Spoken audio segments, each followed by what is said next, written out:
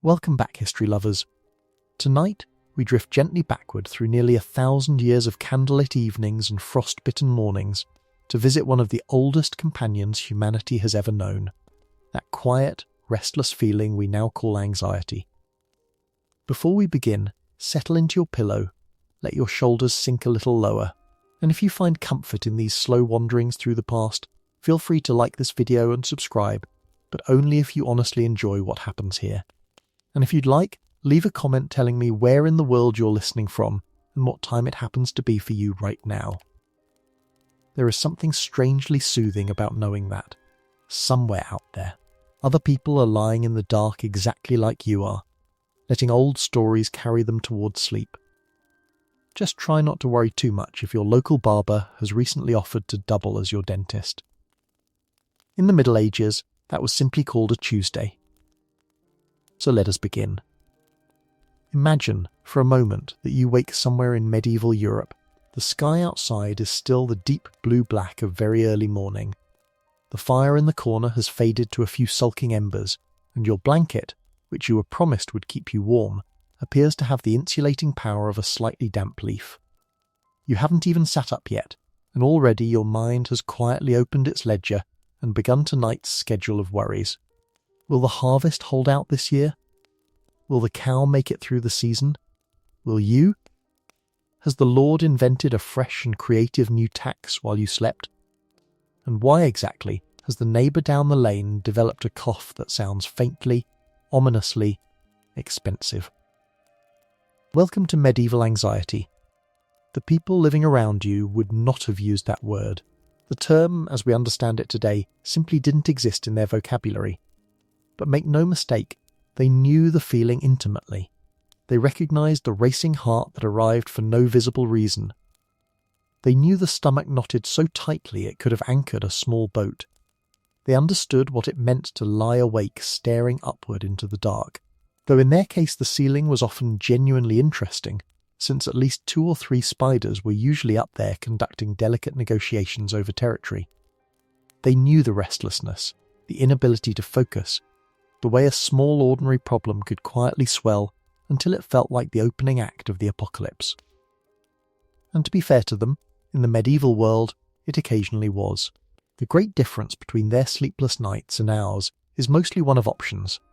When your thoughts began spinning at 3 a.m. 800 years ago, you could not reach for a glowing rectangle and scroll through it for 2 hours while promising yourself you'd sleep after just one more video. There was no gentle blue light to distract you. Instead, you got to lie there and stare at the last dying glow of the fire while your brain, ever helpful, offered you a complete illustrated tour of every unfortunate thing that had ever happened to you, followed by a preview of every terrible thing that might happen next. It turns out that human beings have always possessed a remarkable, almost artistic talent for inventing disasters that have not occurred yet. We are, and apparently always have been, magnificent architects of imaginary catastrophe. Now, if you had tried to explain your sleepless dread to a medieval physician, the conversation would have gone rather differently than it might today. He would not have mentioned stress hormones. He would not have said a single word about neurotransmitters, because he had never heard of them, and he would have assumed you were describing some new and possibly dangerous type of foreign spice. Instead, he would most likely have spent a genuinely surprising amount of time examining your urine. Medieval doctors adored urine with a devotion that modern people usually reserve for reading reviews of a new phone before buying it. They studied its colour with great seriousness. They examined its clarity. On occasion, and I apologise on their behalf, they even considered its taste. A flask of it held up to the candlelight was, in its way, the medieval version of a full laboratory report. After a long, thoughtful, beard-stroking inspection, the physician might nod slowly and deliver his verdict. Your humours, he would announce, had fallen out of balance, and more specifically, you were almost certainly suffering from an excess of black bile, the mysterious substance believed to produce melancholy, fear, and endless gnawing worry. Now you might reasonably suspect that this sounds entirely made up, and you would be correct. There is no black bile sloshing around inside you, waiting to make you sad. But before we feel too superior, it is worth pausing to remember that people 800 years from now may look back at some of our own confident wellness trends with the exact same gently amused expression we now aim at medieval urine flasks. History has a way of humbling everyone eventually. The important thing to understand, though, is that these physicians were not con artists. They were not cackling in dark rooms, deliberately deceiving frightened farmers. They genuinely believed they understood what was happening inside the human body. They were working with the very best knowledge available to them, a system of medicine inherited and carefully preserved from the great scholars of ancient Greece and Rome. Their explanations were, by our standards, spectacularly wrong. But here is the fascinating part. Their observations were often astonishingly, almost eerily accurate. They noticed, for instance, that some people worried constantly while others sailed through life with an infuriating calm. They noticed the sleepless nights and the trembling hands. They observed racing hearts, sudden losses of appetite, deep sadness, sharp irritability, and minds that simply refused to slow down no matter how tired the body became. In other words, without ever having the word for it, they were describing anxiety with real precision. They saw the thing clearly. They simply reached for the wrong explanation to account for it, which, honestly, is a mistake that even modern experts have been known to make now and then. And medieval life, it must be said, gave people an abundance of raw material to feel anxious about. Every single season arrived carrying its own particular threat. A single late frost could quietly erase months of back-breaking labour in the fields. One small careless cut while chopping firewood could, in an age before antibiotics, become genuinely life-threatening within days. News travelled slowly across the medieval world, crawling from village to village. Yet bad news somehow always managed to arrive precisely on schedule, as though it alone had access to a faster horse. If war was not currently menacing your region, then famine might be considering a visit. If famine had decided to skip your area this year, then disease frequently volunteered to fill the empty slot on the calendar. People in the Middle Ages did not tend to make elaborate long-term retirement plans, because statistically speaking, simply surviving until next Tuesday already felt like a reasonably ambitious goal. Religion, too, shaped the way people understood these heavy, anxious feelings. If you happened to be a monk, a long stretch of overwhelming worry might not be described as a medical condition at all, but rather as a kind of spiritual temptation, a trial sent to test the soul. Monastic writers wrote a great deal about restless, intrusive thoughts that seemed to invade the mind precisely during moments of prayer, when the whole point was to be calm and focused. Some of them described a near-constant sensation of heaviness, of distraction, of a low fear humming beneath everything. They came to believe that the soul required discipline and care in much the same way that the body required food. And here is a small detail I find genuinely moving. They did not simply tell suffering people to stop worrying and cheer up, or rather, some of them tried that approach, and it worked exactly as poorly then as it does now. Humanity, it seems, has been receiving that magnificently unhelpful piece of advice for many centuries, and it has never once cured a single anxious soul in the entire recorded history of the species. Telling a worried person to simply stop worrying is a bit like telling a rainstorm to consider being drier. Fortunately, the more thoughtful medieval minds understood this, and so they went looking for something better. They searched for real solutions, and those solutions were wonderfully varied. Some healers recommended herbal remedies, brewed and steeped with great care. Others encouraged prayer, or music, or steady manual labour, or long conversations with a trusted friend. Some prescribed regular daily routines. Others suggested long walks to sacred places, sending the anxious out onto dusty roads toward distant shrines. Many believed, quite sensibly, that keeping both the body and the mind gently occupied was among the very best defences against a worried heart that had begun rehearsing disasters on a loop. And here is the truly surprising thing, the thing that keeps me coming back to these stories night after night. A great number of those old remedies still sound remarkably, almost suspiciously sensible today. Of course, not all of them do. Some of the treatments we are going to encounter on this journey would make a modern doctor instinctively reach for the nearest exit. There was, for example, the ever-popular medieval solution of bloodletting, an approach applied to a truly heroic range of problems, which we will explore in due course once you are comfortable. History, as always, delivers its wisdom in a mixed basket. For every idea that belongs in a peaceful modern wellness retreat, there is another idea that belongs firmly in a museum, safely behind glass, with a small sign politely explaining that we no longer do this. But as we travel deeper into the medieval world over the course of this long, quiet evening, I want you to hold on to one gentle thought. Beneath the strange theories and the mysterious herbs and the occasionally alarming medical practices, there were simply people. People who wanted, at the end of a long and difficult day, exactly what you probably want right now, in this very moment, as you lie there in the dark. They wanted their racing hearts to slow. They wanted their tangled thoughts to finally fall quiet. And more than anything, they wanted one blessed, uninterrupted night of sleep, free from lying awake wondering whether the chickens outside had gone suspiciously silent. Because in the Middle Ages, chickens falling silent in the night was either nothing at all or the opening scene of a very interesting morning. So let us walk together into that world. We will visit the physicians with their flasks and their theories. We will wander into the quiet green gardens of monasteries, where monks spent lifetimes learning which plants could soothe a troubled mind, and which ones absolutely should not be confused with their far more dangerous cousins. We will sit inside cool stone churches where the noise of the world simply falls away. We will follow the slow, comforting rhythm of lives ruled by ringing bells, and we will discover how ordinary people, surrounded by hardship we can barely imagine, still found small pockets of peace.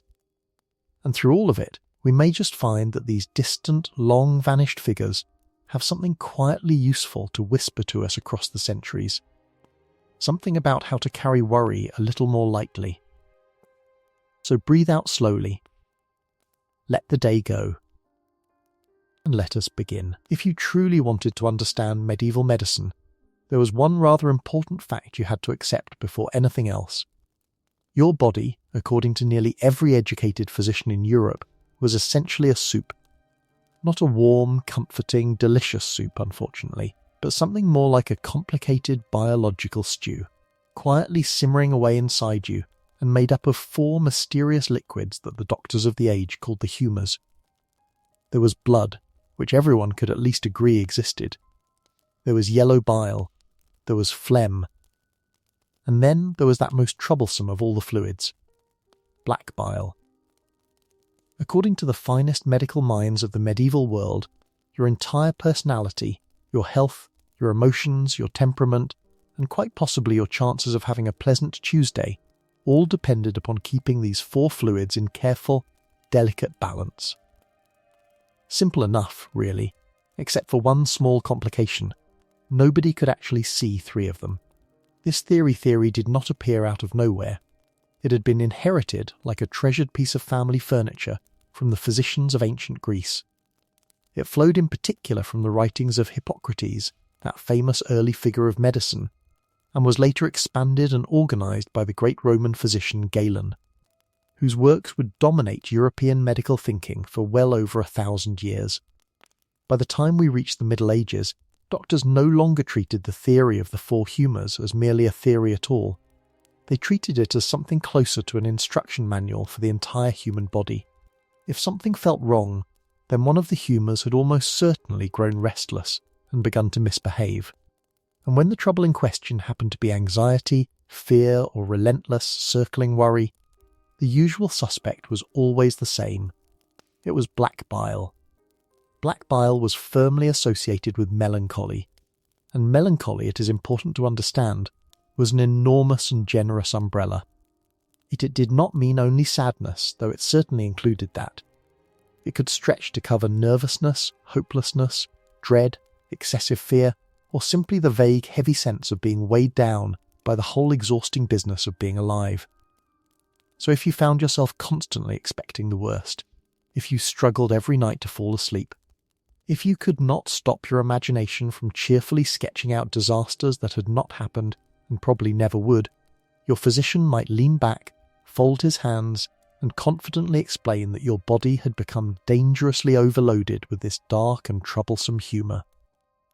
Was there any actual scientific evidence for this? Absolutely none whatsoever. Was nearly everyone completely convinced of it anyway? Very nearly yes, but here is the detail worth holding on to, the thing that makes these old doctors so much more sympathetic than we might expect. They were not ignoring their patients. Quite the opposite, in fact. A good medieval physician would spend a surprisingly long time asking careful questions. He would inquire about your sleep, about how well you were resting through the night. He would ask about your appetite and your digestion. He would ask about your dreams, taking them entirely seriously. He would ask about your mood, your daily habits, your work, the rhythm of your ordinary life. He listened. He observed. He noticed patterns that repeated across many different patients.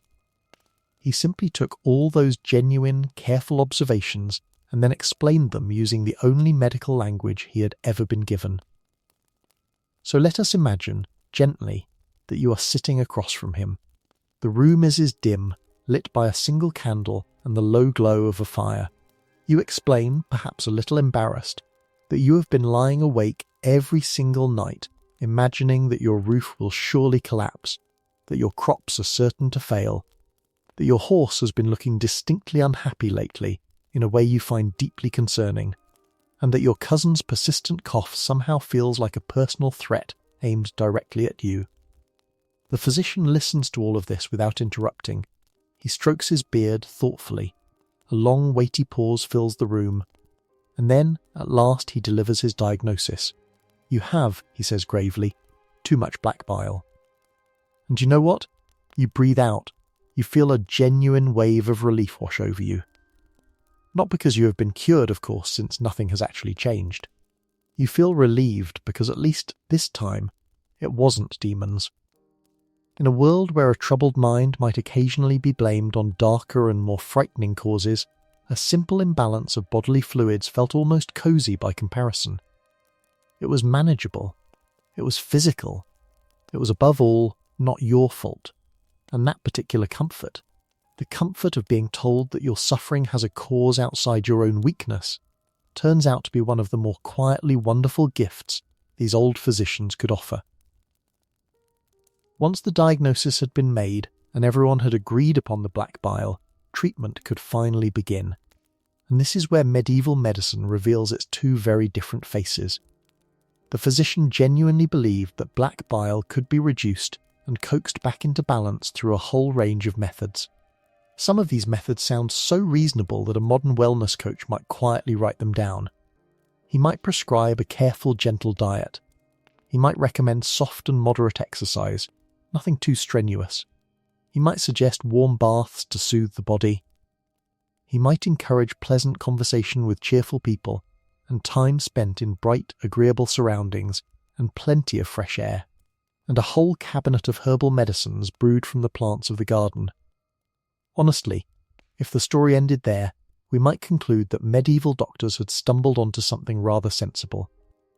Rest, sunlight, good food, kind company, fresh air, and gentle movement. Written on a card and handed to you today, that advice would cost a great deal of money at a fashionable spa. But, alas, the story does not end there. Because after the gentle options came the considerably less reassuring ones. Some doctors, faced with an anxious patient, would prescribe purging the body with powerful laxatives, on the theory that the excess bile needed a way out. Others recommended inducing vomiting, for much the same reason. And then, of course, hovering over all of it like a shadow, there was bloodletting. Bloodletting was medieval medicine's beloved, all-purpose answer to very nearly everything. It is genuinely difficult to overstate how enthusiastically it was applied. Do you have a headache? Bloodletting. Are you running a fever? bloodletting? Are you feeling anxious, restless, unable to sleep, your heart racing in the dark? Well then, why not remove a generous quantity of your blood and see how everyone feels about things afterward? There is a certain grim comedy in it. If your only real problem in life was that you worried a little too much, then deliberately draining away a significant portion of your blood seems like a remarkably efficient way to introduce several exciting new problems that you did not have before, such as dizziness, weakness, and a sudden and pressing desire to lie down. And yet, hidden underneath all of that flawed and sometimes frankly dangerous science, there was an idea so compassionate and so ahead of its time that it deserves to be spoken aloud. Medieval physicians, for all their strange theories, genuinely believed that emotional suffering was not a personal failure. They did not think that the anxious person was simply weak, or lazy, or lacking in willpower. They believed instead that emotional pain had a real, physical cause. They believed that something inside the body had fallen out of its proper balance, and that with patience, with care, and with the right treatment, that balance could be gently restored. They were, we now know, completely wrong about the black bile. There is no such fluid making you afraid, but they were absolutely, profoundly right about something far more important. They understood that a person struggling with constant fear deserves help and care, rather than blame and scorn. And that particular lesson, unlike the humours themselves, has aged with extraordinary grace. So there you are. You have officially been diagnosed with an excess of black bile. Congratulations are perhaps in order. You still feel absolutely terrible, of course, but now your misery has a proper name, and giving a name to something frightening is nearly always a small and comforting first step. The physician closes his heavy leather-bound book of medical wisdom with an air of complete and total confidence. And this confidence is, when you think about it, rather remarkable, because he has almost nothing to back it up. He has no laboratory, he has no blood pressure cuff to wrap around your arm, he owns no stethoscope to listen to your heart, and he has certainly never dreamed of anything resembling a scanner that could look inside you. His single most advanced piece of diagnostic equipment is his own accumulated experience, several centuries of inherited theory passed down from Greece and Rome, and a truly boundless willingness to gaze at your urine for a length of time that any modern person would find deeply and memorably unsettling. But now, at last, comes the treatment itself, and contrary to the popular image that most of us carry around in our heads, the medieval doctor did not immediately lunge for the sharpest blade in the room. A genuinely good physician usually began with the gentler options first, saving the alarming ones for later. He believed, quite firmly, that your daily habits shaped both your physical health and your emotional state, woven together as one. And so, more often than not, the very first prescription was not a medicine at all. It was a change to the way you lived your ordinary life. You might be told to sleep a little longer each night. You might be advised to eat lighter meals, and to go easy on the ale, of which many people were consuming a truly astonishing amount. You would likely be encouraged to spend time walking outdoors in the open air. You might be gently warned against letting yourself become excessively angry, since strong emotions were thought to stir the humours into turmoil. And then, perhaps most predictably of all, you would be told to stop worrying so much. Excellent advice, all of it, right up until that very last piece, which, as we have already established, has never once cured anyone in the entire long and worried history of the human race. Diet in particular was considered enormously important, and here the medieval mind grew wonderfully detailed. Foods were believed to possess their own inherent qualities, their own hidden temperaments. Some foods were thought to be hot, others cold. Some were moist, others dry.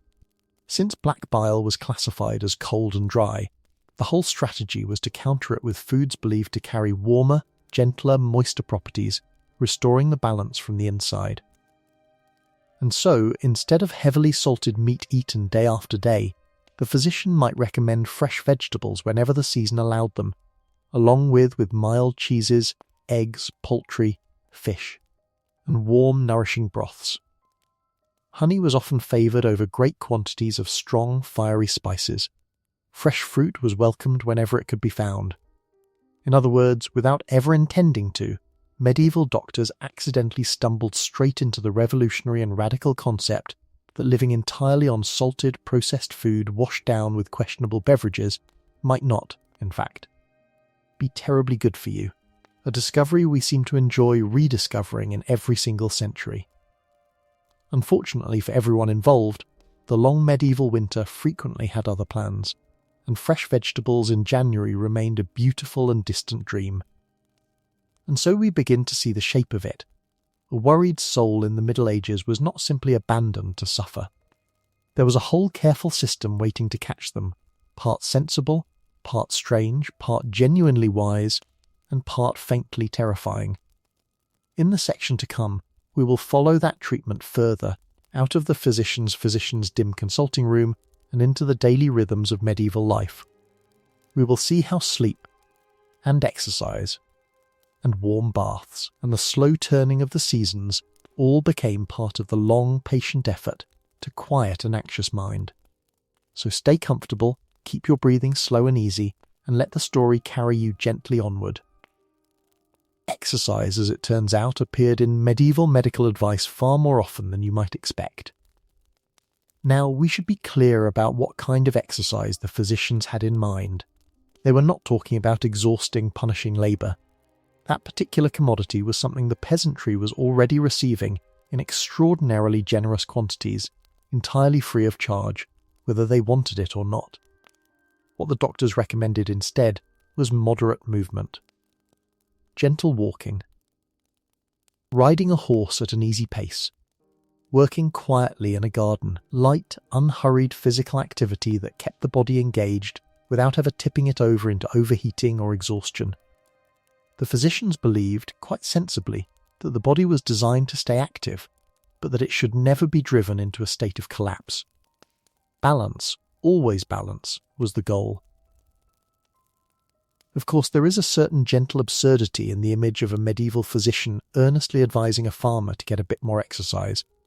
Telling a person who spent 14 hours a day bent over in a field that he really ought to consider moving his body a little more was rather like advising a fish that it might benefit from spending some additional time in water. For the vast majority of ordinary people, the problem was never a shortage of movement. If anything, the prescription of gentle exercise was aimed at a very different and much smaller group, the wealthy, the noble, and the comfortably idle, who had the luxury of sitting indoors all day and were therefore genuinely at risk of the medieval version of a sedentary lifestyle. Bathing was another recommendation that surfaced regularly, though perhaps not quite as frequently as modern audiences, raised on tales of the filthy Middle Ages, might imagine. Warm baths were thought to relax both the tense muscles of the body and the restless workings of the mind. And for those who could afford it, bathing could become something genuinely luxurious. Wealthier patients sometimes visited bathhouses, establishments where warm water, curling steam, skilled massage, and easy conversation all combined into an experience remarkably close to what we would now proudly call a wellness retreat.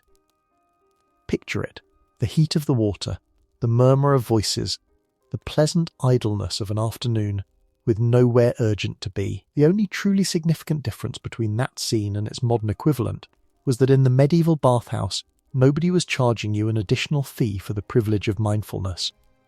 That particular innovation would have to wait several centuries. Sleep, meanwhile, received a great deal of special and thoughtful attention, and this is one of the areas where the old doctors truly shine. They advised their patients to avoid going to bed immediately after eating a large meal, sensing correctly that a stomach stuffed to bursting was no friend to a peaceful night. They recommended keeping the sleeping space reasonably comfortable and warm. They urged people to maintain regular sleeping habits wherever life allowed it, going to rest and rising at roughly consistent times. And crucially, they had grasped something that took modern science a surprisingly long while to formally confirm. They understood that poor sleep did not simply follow emotional distress as a symptom. They realized that it could actually make that distress considerably worse. feeding it, deepening it, trapping the exhausted mind in a spiral. A restless night, they knew, could leave a person emotionally fragile and raw long before breakfast had even been served. That single observation has survived the passage of the centuries in remarkably good condition, and any modern person who has ever faced a difficult day on 2 hours of broken sleep will nod along in weary agreement. And then, at last, came the medicines themselves, the herbal remedies, and these were prepared with truly remarkable care, treated almost as a sacred craft. Some plants were brewed patiently into teas, others were transformed into thick syrups, or ground into fine powders, or pressed into fragrant oils, or steeped into wines infused with the essence of medicinal herbs.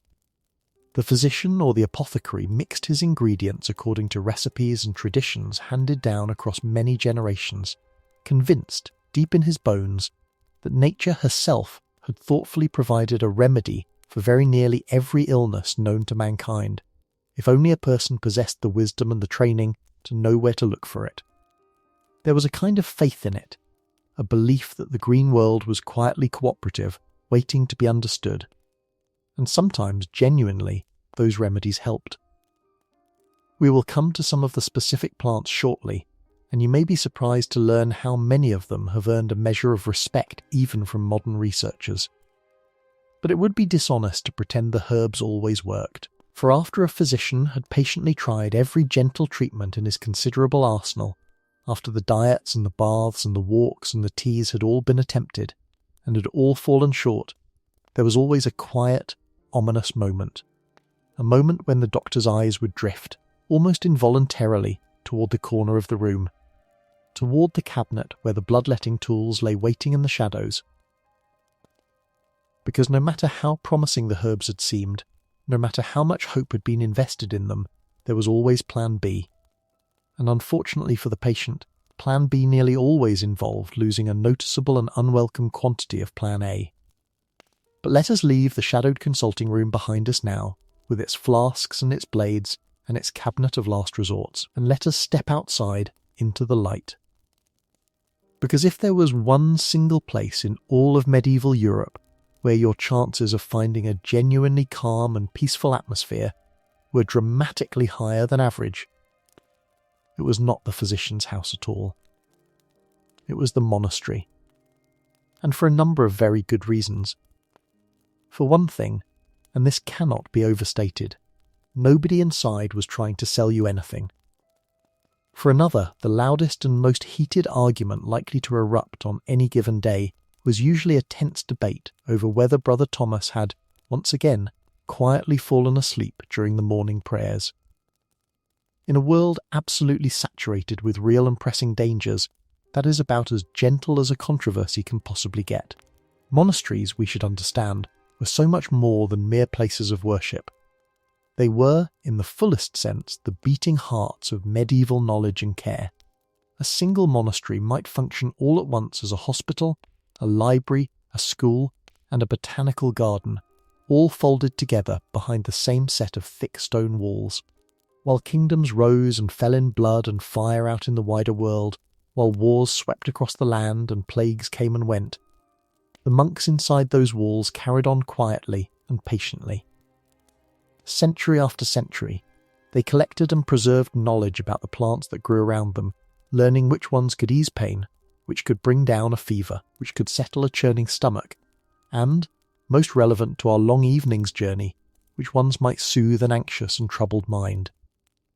The monastery garden, you must understand, was never planted at random. It was not a jumble of pretty flowers thrown together for decoration.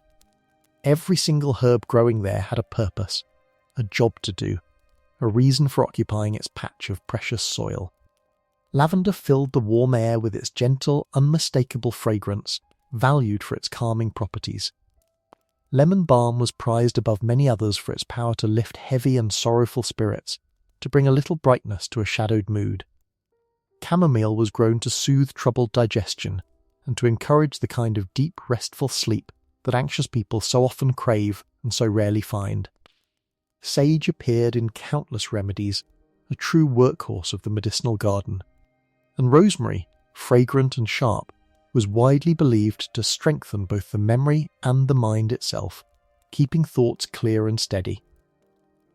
If a modern supermarket has an aisle devoted to herbal teas, all those little boxes promising calm and sleep and clarity, then the medieval monastery quite literally invented the concept, several hundred years before anyone thought to put a soothing photograph of a mountain on the packaging. The monks watched nature with extraordinary and patient care.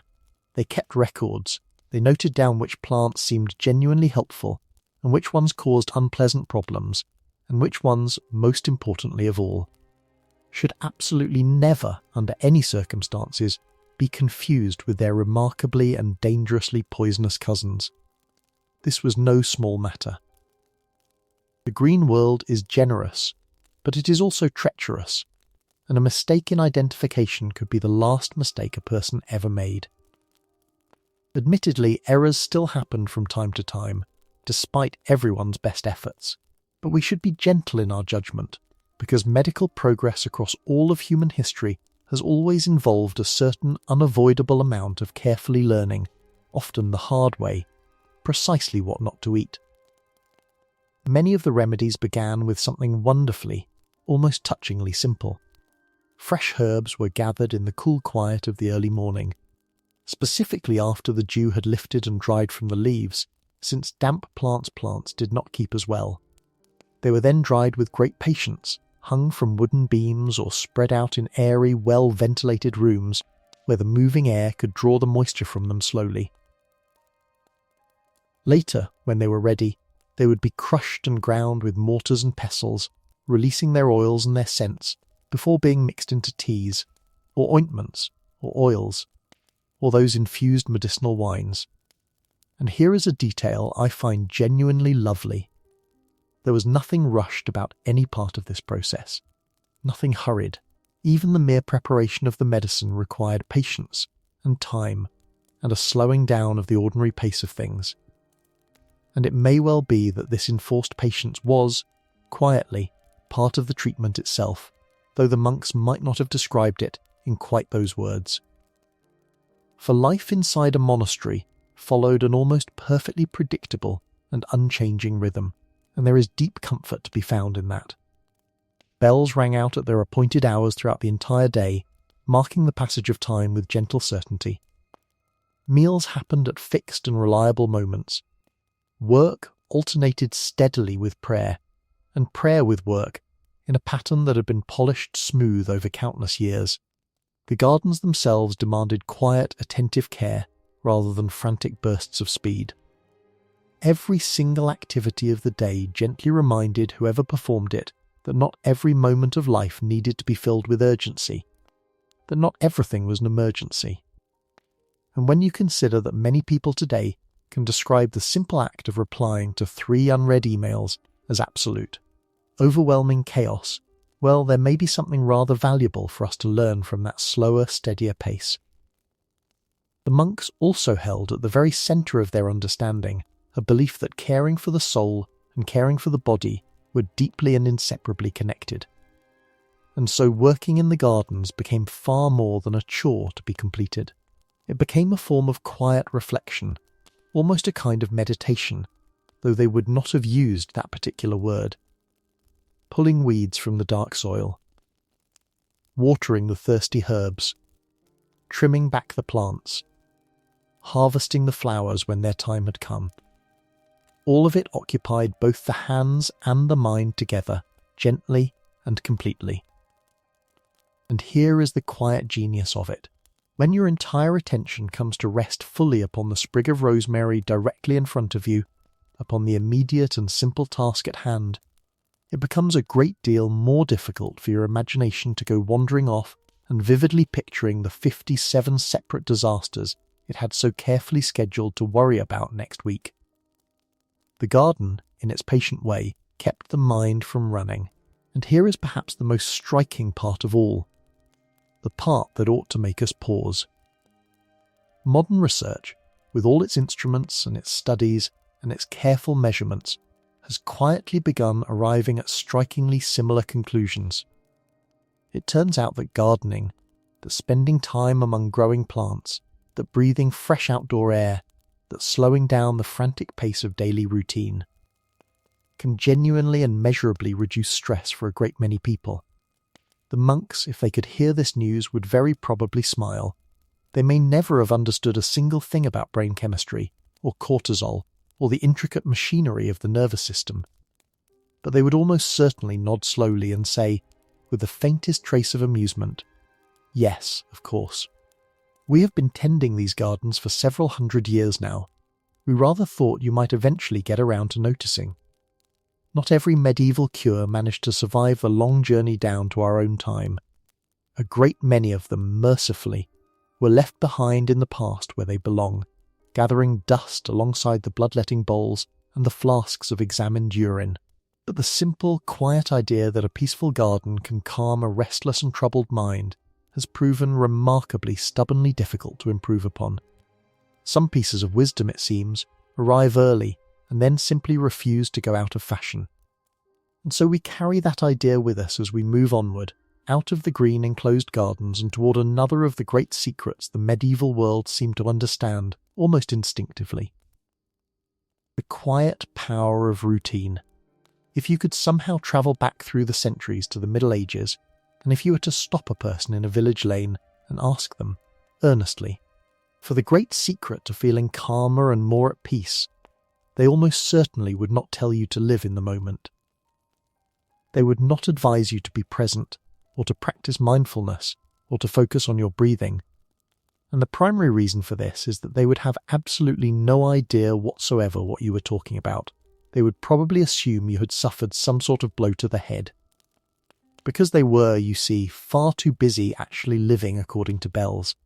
In monasteries, in cathedral towns, in castles, and even in a great many ordinary villages, life followed steady, dependable rhythms that barely changed at all from one day to the very next. Bells announced when it was time to wake in the morning.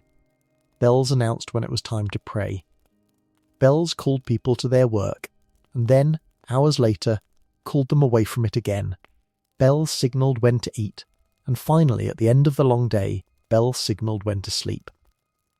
You rarely, if ever, needed to stop and ask yourself what came next, because the answer was almost always beautifully, reassuringly simple.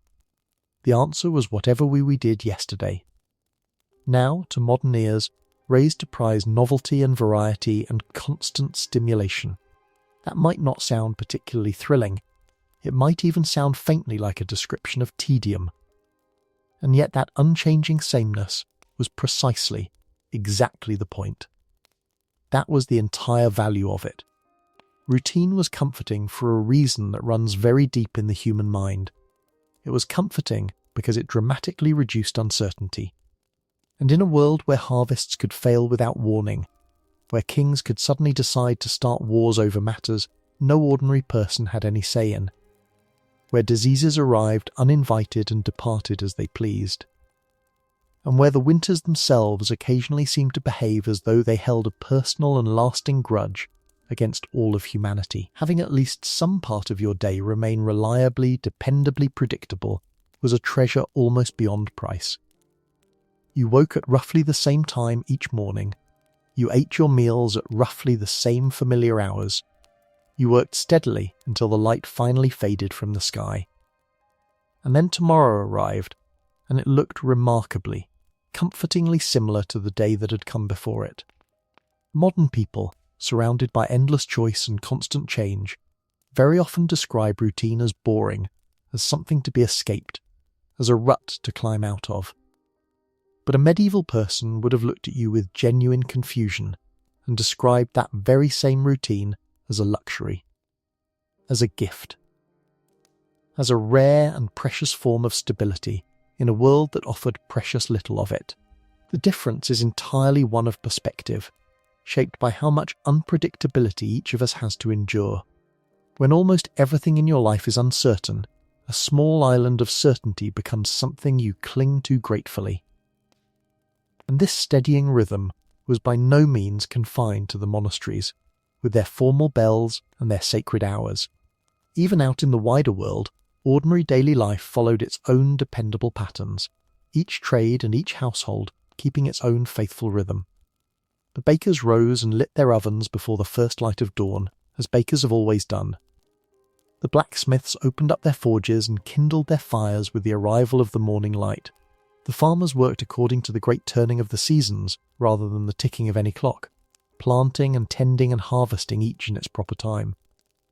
And in the homes, the women prepared the meals, and fetched the water, and spun the wool, and cared for the children, all in rhythms that repeated themselves faithfully, almost every single day. There were certainly surprises that broke the pattern from time to time.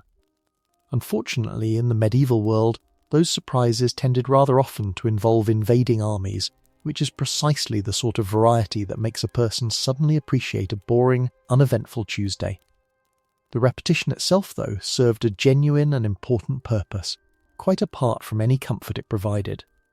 When your body already knows exactly what comes next, when the shape of the day is already settled and certain, your mind is left with far fewer decisions to make. And a mind with fewer decisions to wrestle with is a mind with far less room to spin off into anxious worry. The medieval people never explained the phenomenon in quite those terms, of course. They did not speak of decision fatigue or cognitive load. But they had clearly noticed, through simple observation of life around them, that disorder and chaos so often bred emotional distress. While order and structure brought a kind of steadying stability, they saw the connection, even if they could not name its mechanism. The monks, ever the specialists in these matters, took this principle even further than everyone else, refining it into an art. Their entire lives were carefully organised according to something called the Rule of St. Benedict, a detailed guide written centuries earlier that governed very nearly every part of a monk's daily existence. Under this rule, the hours of the day were divided with great care between prayer and reading and manual labour and meals and rest and periods of deliberate silence. Almost nothing at all was left entirely to chance or to the whim of the moment. At first glance, to a modern person, this sounds almost unbearably restrictive, like a cage built out of schedules. But at second glance, and this is the crucial shift, it also sounds wonderfully, deeply peaceful. Imagine, just for a moment, never once having to wonder whether you ought to be answering emails after dinner, in large part because emails would not trouble the earth for another 1,000 years. Imagine the whole question simply not existing. The rule, you see, was never designed to eliminate freedom for its own sake, to crush the spirit or to control for the sake of control. It was designed rather to eliminate chaos, and that is a very different thing. The monks held a firm belief that an undisciplined life, a life without shape or structure, actively encouraged restless and anxious thoughts to breed and multiply. They believed that if the body was allowed to wander aimlessly, without purpose or direction, then the mind would very often wander right along with it, drifting into worry and distraction. But when each hour of the day had been given its own clear purpose, when every stretch of time was already accounted for and put to use, then anxious thinking simply had far less empty room in which to spread and take root. They were, in a sense, crowding out the worry by filling the day. And here is a detail that I find genuinely fascinating, because it connects so directly to feelings we still know today. Even ordinary, everyday work became a source of calm within this system.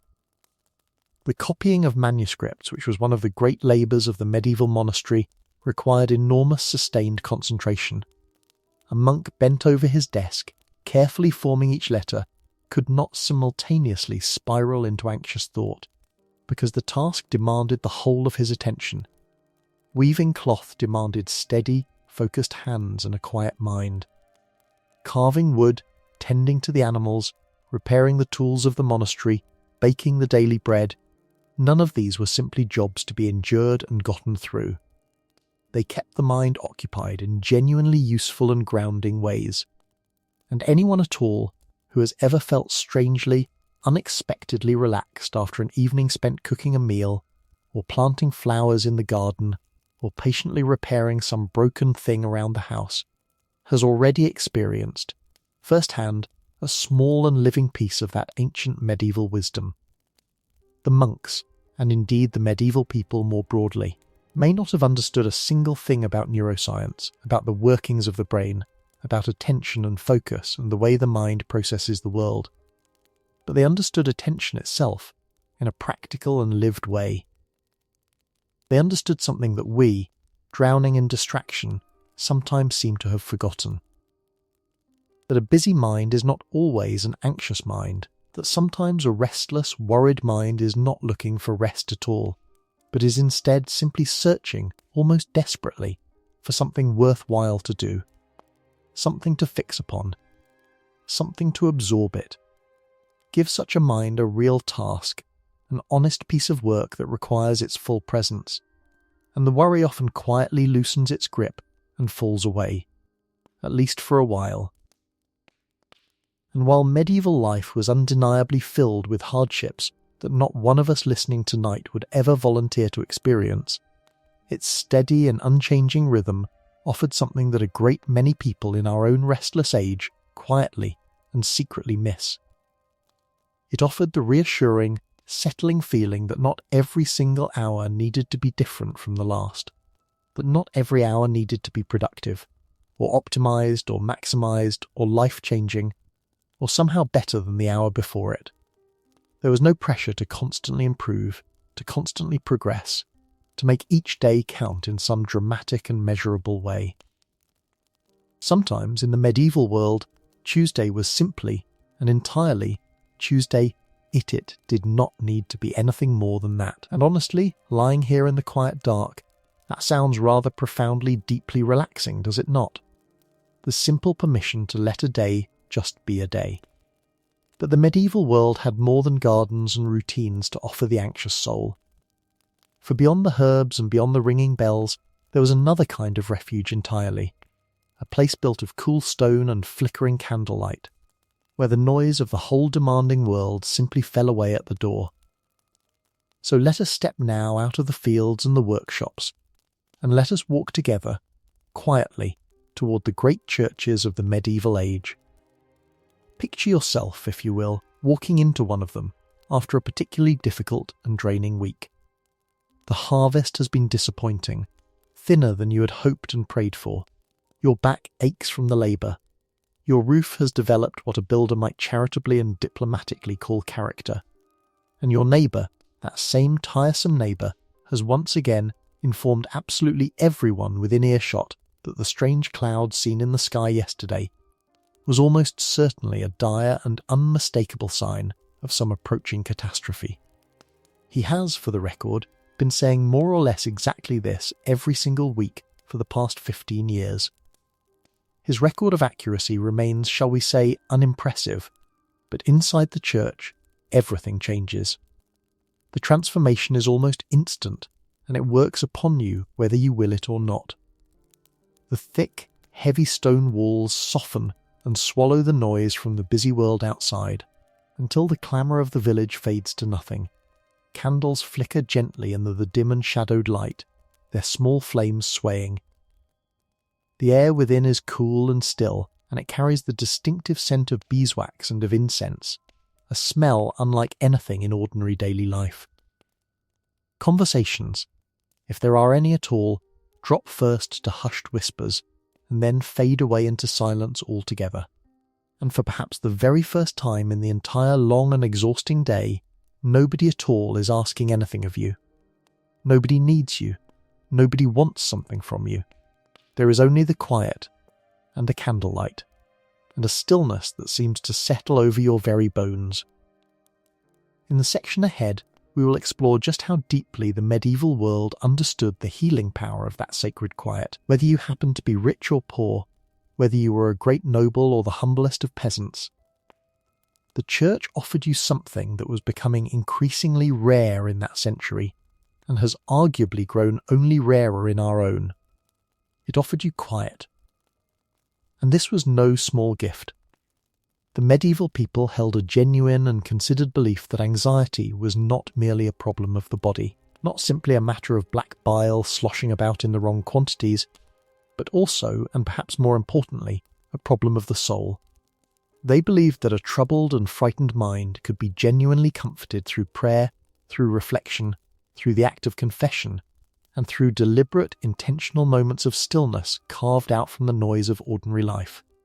And while their explanation for why all of this worked was thoroughly spiritual rather than psychological, a great many of the actual practices themselves would feel surprisingly, even startlingly, familiar to us today. Take for a moment the practice of repetitive prayer. A monk might slowly and quietly recite the Psalms, one after another, his voice low and steady in the dim light. An ordinary villager, kneeling on the cold stone floor, might repeat the words of the Lord's Prayer several times over, the familiar phrases rising and falling. Pilgrims walking their long and dusty roads towards some distant holy shrine often whispered the very same words mile after weary mile, the repetition keeping time with their footsteps. Now, to our modern ears, this sounds purely and simply religious, an act of devotion and nothing more. But I want you to stop and think, just for a moment, about what was actually happening to a person in those moments, beneath the surface of the faith. Consider it carefully. As the familiar words are repeated, the breathing naturally begins to slow and deepen. The scattered attention, which had been leaping frantically from one worry to the next, gradually settles and comes to rest upon the well-worn, familiar phrases. And the thoughts, those anxious thoughts that had been jumping wildly and painfully between the regrets of yesterday and the fears of tomorrow, finally stop their frantic leaping. Instead, the mind begins to follow a single, steady, soothing rhythm, gently carried along by the repetition. Today, with all our clinical language and our careful studies, we would very probably call this focused attention, or perhaps even a kind of meditation. The medieval church simply and beautifully called it prayer. The name was different. The underlying effect upon the frightened human mind was in many ways remarkably the same. The monks, as you might by now expect, became particularly skilled at building their entire lives around these peaceful, restorative pauses.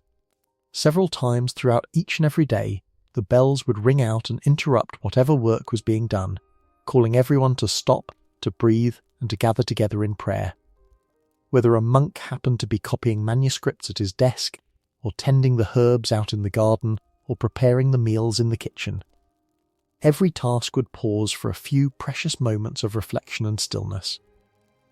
Imagine for a moment your own smartphone interrupting your busy day, not with another demand or notification, but with a gentle message that read, "Please stop working now for 10 minutes, and simply sit quietly." It would very probably be the first notification in the entire history of the device that you did not immediately and instinctively resent. There is something almost radical in the idea of an interruption that asks for less rather than more.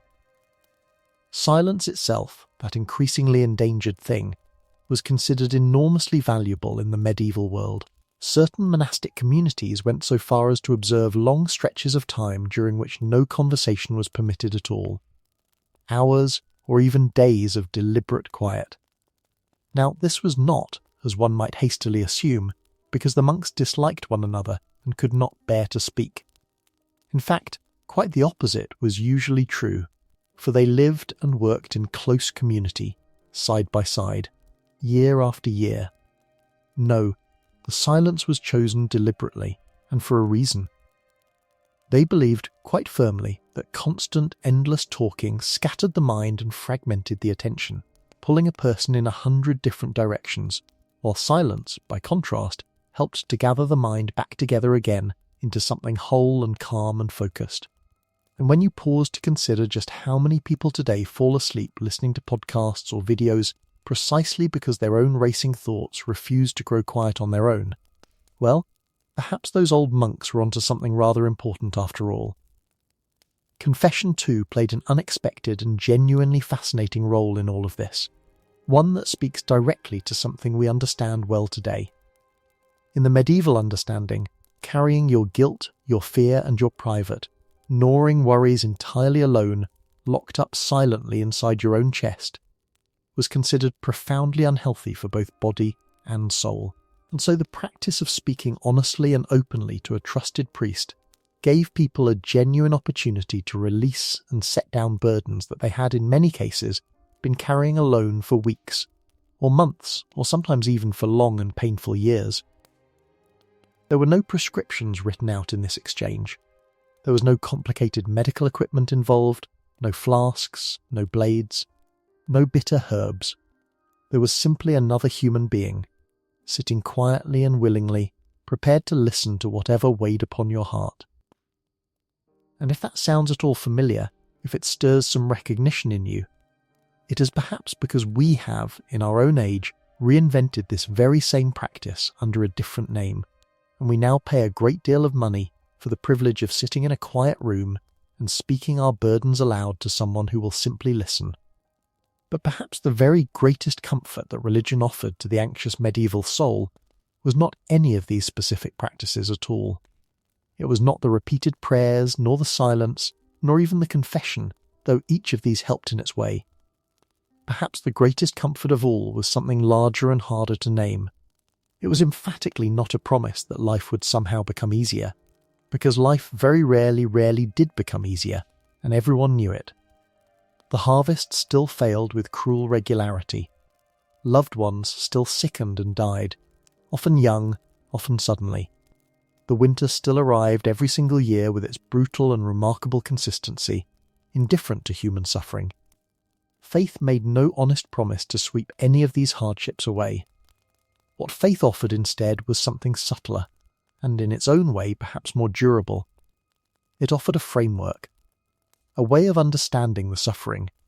It suggested, quietly but firmly, that fear did not have to be faced entirely alone in the dark.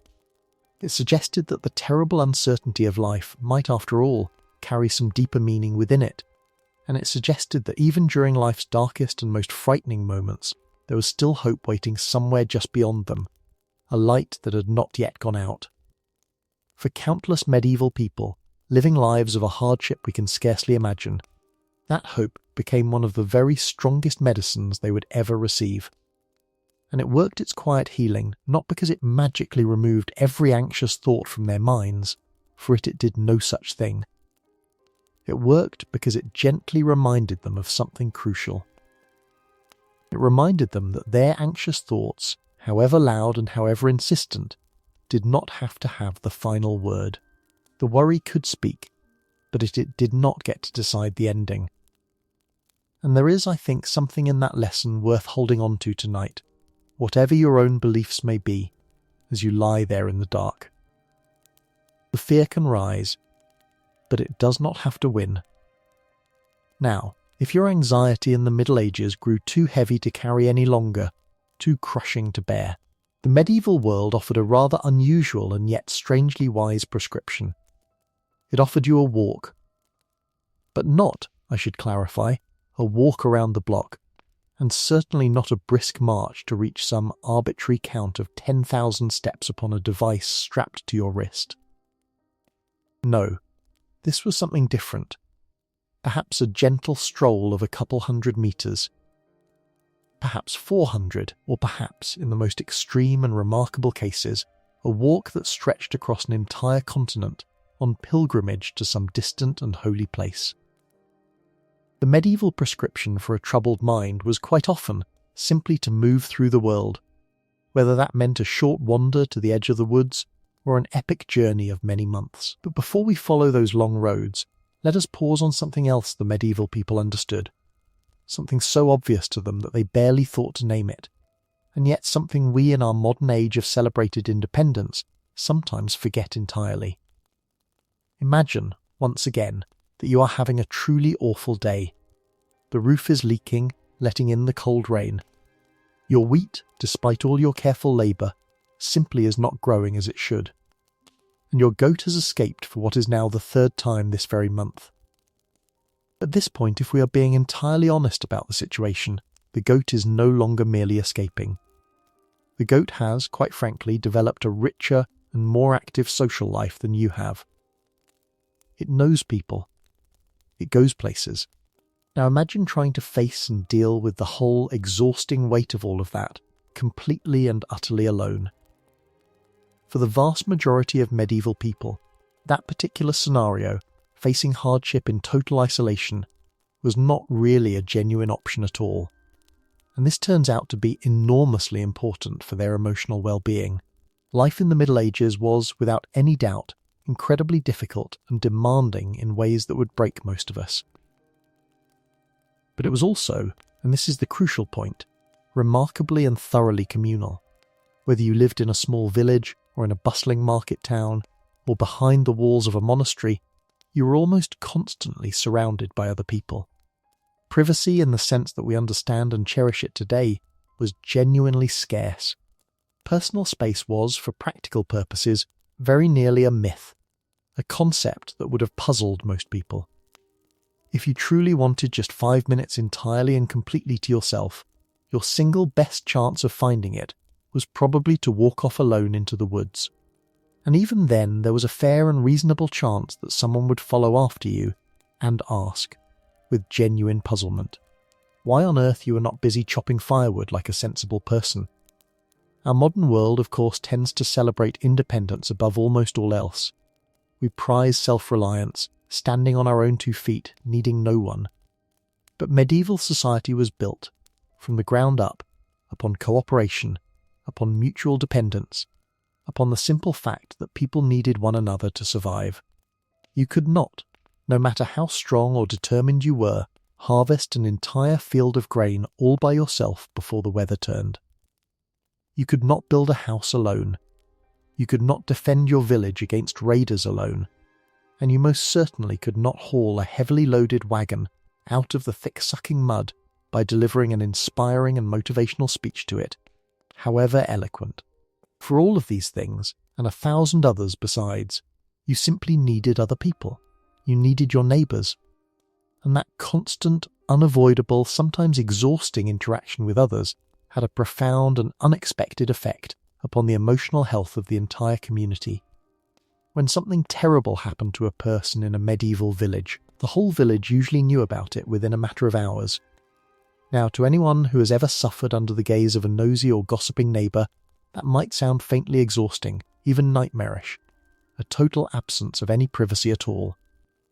But there was another side to it, a side we too easily overlook. That very same closeness meant that you rarely, if ever, had to carry your heaviest burdens entirely by yourself. If your barn burned down in a fire, your neighbours came and helped you rebuild it, timber by timber. If someone in your family fell ill, meals would quietly appear at the family's door, left there by others. And if a husband died, leaving a widow and children behind, the relatives and neighbours would very often step in to help bring in the harvest, so that the family would not starve.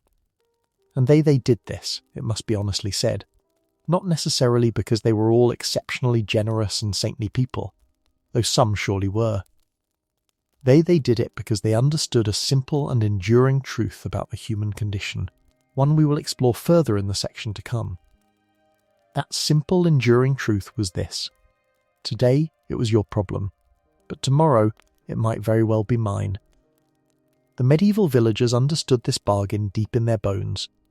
If a widow died and her relative stepped in to bring in her harvest, it was not merely an act of pure and selfless charity, though kindness certainly lived within it. It was also, quietly, an investment. Because next year, or the year after that, it might be their own barn that burned, their own illness that struck, their own family left suddenly short of hands at the most crucial moment. They helped one another not because they were somehow morally superior to us, but because they lived in a world where mutual aid was the only sensible strategy for survival. And out of that plain practical necessity grew something genuinely beautiful, a web of support that caught people before they fell too far. The guilds worked in very much the same way, extending this principle from the village into the world of the crafts and trades. The blacksmiths, the carpenters, the bakers, the masons, the weavers, and countless other skilled craftsmen all belonged to these organisations, which offered a great deal more than mere professional training and the setting of standards. The guilds supported their members during times of illness, when a man could not work and earn. They helped the widows of members who had died. They paid for funerals, ensuring their own were buried with dignity. And they provided financial assistance when times grew hard and money grew scarce. In other words, medieval people had built themselves genuine support networks, safety nets woven from human connection, long before anyone thought to invent a fashionable phrase to describe such a thing. They simply called it belonging to a guild, or being part of a village, or having neighbours. Conversation itself, that most ordinary of things, was often quietly considered healing in the medieval world. Not formal therapy, of course. Nothing so structured or so professional as that. It was more like spending a long evening sitting together around the fire after the work of the day was finally done, while everyone in turn complained cheerfully and at length about the weather. And here is a small and rather charming detail. That particular tradition has survived very nearly unchanged across all the intervening centuries, right down to our own day. The weather, it seems, continues to receive consistently terrible reviews from all quarters, and complaining about it together remains one of humanity's most reliable and beloved forms of gentle social bonding. Stories, too, played an important and treasured role in medieval community life, filling the long, dark evenings with something warm. Families would gather together after sunset, in the flickering firelight, to tell tales.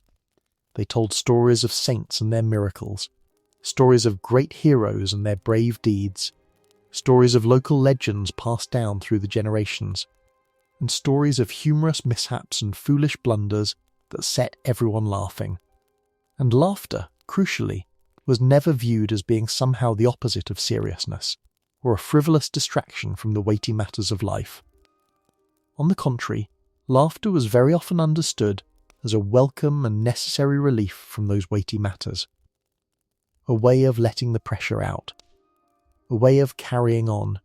Even the monasteries, for all their famous discipline and their long silences, were not the joyless, grim places we might imagine. Medieval writings actually contain a surprising number of playful, gently comic stories about absent-minded monks who forgot where they had put things, about overeager young novices who tried too hard, and about brothers who discovered, to their private delight, that the difficult discipline of fasting became a great deal easier to bear immediately after someone had accidentally left a fresh loaf of bread sitting unattended and unguarded nearby. Accidentally, of course. Always entirely accidentally. Looking back across the long distance of the centuries, we must be honest and admit that medieval Europe was filled with dangers and hardships that would make most of us today profoundly and deeply uncomfortable. The disease, the violence, the hunger, the sheer precariousness of every single life. We would not trade places with them, and we are right not to wish to. And yet, for all of that, there was one thing that a great many of these people possessed in genuine and enviable abundance. They possessed community. They shared their work with one another. They shared their meals. They shared their grief when death came, as it so often did. They shared their celebrations when joy arrived, and perhaps most importantly of all, for our purposes tonight, they shared their worry. Because anxiety, you see, grows remarkably and dangerously well in isolation.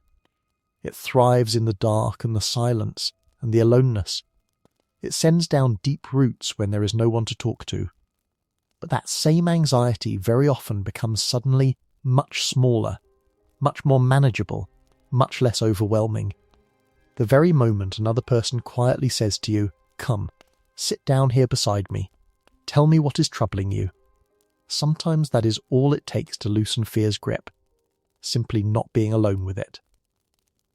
Now, if you were to ask a medieval physician to name the single most important cure of all for an anxious and troubled mind, to name the one remedy above all others, there is a very good chance that he would answer you with one simple and unassuming word: sleep. And he would not say it because sleep somehow solved every problem in a person's life, because of course it did not, and he knew that perfectly well. Your taxes would still be waiting for you in the cold light of the morning. Your leaky roof would still be leaking exactly as before, and your rooster would still stubbornly believe, with all his heart, that 4 o'clock in the morning was a perfectly reasonable and civilized hour for absolutely everyone else in the household to begin their day, whether they agreed with him or not. Sleep changed none of these frustrations, but sleep, the physician understood, gave both the body and the mind a genuine and precious chance to recover, to repair, to gather strength for whatever the new day would bring. Medieval doctors were in fact deeply and genuinely fascinated by sleep, and they thought about it far more carefully than we might expect. They believed that during the hours of the night, while a person lay at rest, the body quietly repaired itself from the wear and damage of the day. They believed that the digestion settled and completed its work. They believed that the humours, those four mysterious fluids, drifted slowly back toward their proper and healthy balance during sleep. And they believed that the mind itself recovered from all the accumulated worries and strains that had piled up during the waking hours. A restless, sleepless night, on the other hand, they understood could leave a person emotionally fragile, raw, and vulnerable long before breakfast had even arrived. And that particular observation, as we have already noted, has aged remarkably well indeed, confirmed again and again by everyone who has ever faced a hard day on too little rest. They even offered practical advice for getting a better night's sleep, advice that sounds strikingly modern to our ears. Do not eat enormous heavy meals immediately before going to bed, they warned. Avoid excessive drinking of ale and wine in the evening hours. Keep the sleeping room reasonably warm and comfortable. And try not to go to bed immediately after becoming angry or distressed or upset, when the mind is still churning. These recommendations sound so sensible, so contemporary, that a modern sleep expert might nod along to every one of them. The explanations lurking behind the advice, however, were somewhat less modern, and here the medieval imagination takes a wonderfully strange turn. The physicians believed, you see, that food continued to actively cook inside the stomach throughout the entire night, as though the belly were a small pot simmering away over a fire. And if you had eaten far too much before lying down, then strange and troublesome vapours would supposedly rise up from all that cooking food, drifting upward toward the brain, where they would disturb both your sleep and your dreams. Scientifically speaking, this is of course entirely questionable and quite wrong. And yet, anyone who has ever gone to bed immediately after an enormous and indulgent holiday feast, and then lain there groaning and unable to sleep, knows in their heart that the medieval doctors had at least stumbled upon the correct practical conclusion, even by way of a completely incorrect explanation. Dreams, too, fascinated the medieval people enormously, and they held a wide variety of beliefs about what dreams actually were and what they might mean. Some believed that dreams were a reflection of a person's physical health, a kind of nightly readout of the state of the body and its humours. Others believed, more grandly, that dreams carried genuine messages sent from God himself, warnings or reassurances delivered in the night.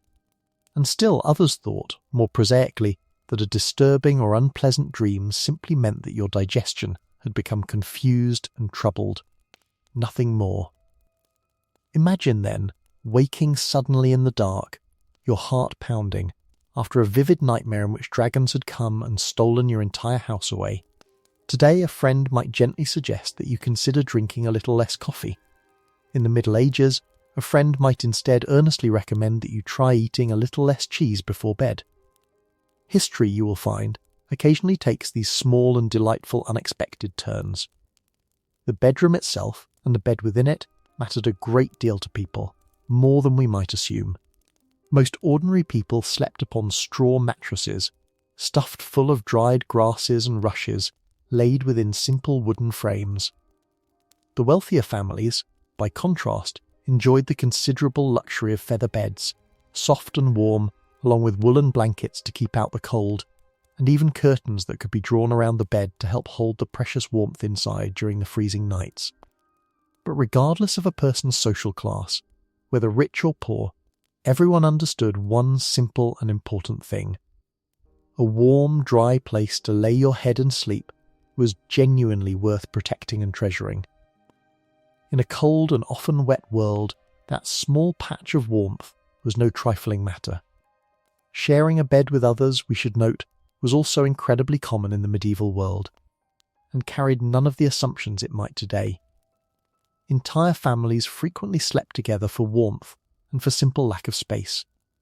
Servants shared rooms and beds with one another. And travellers, stopping for the night at an inn along the road, very often found themselves sleeping right beside complete and total strangers, sometimes several to a single bed.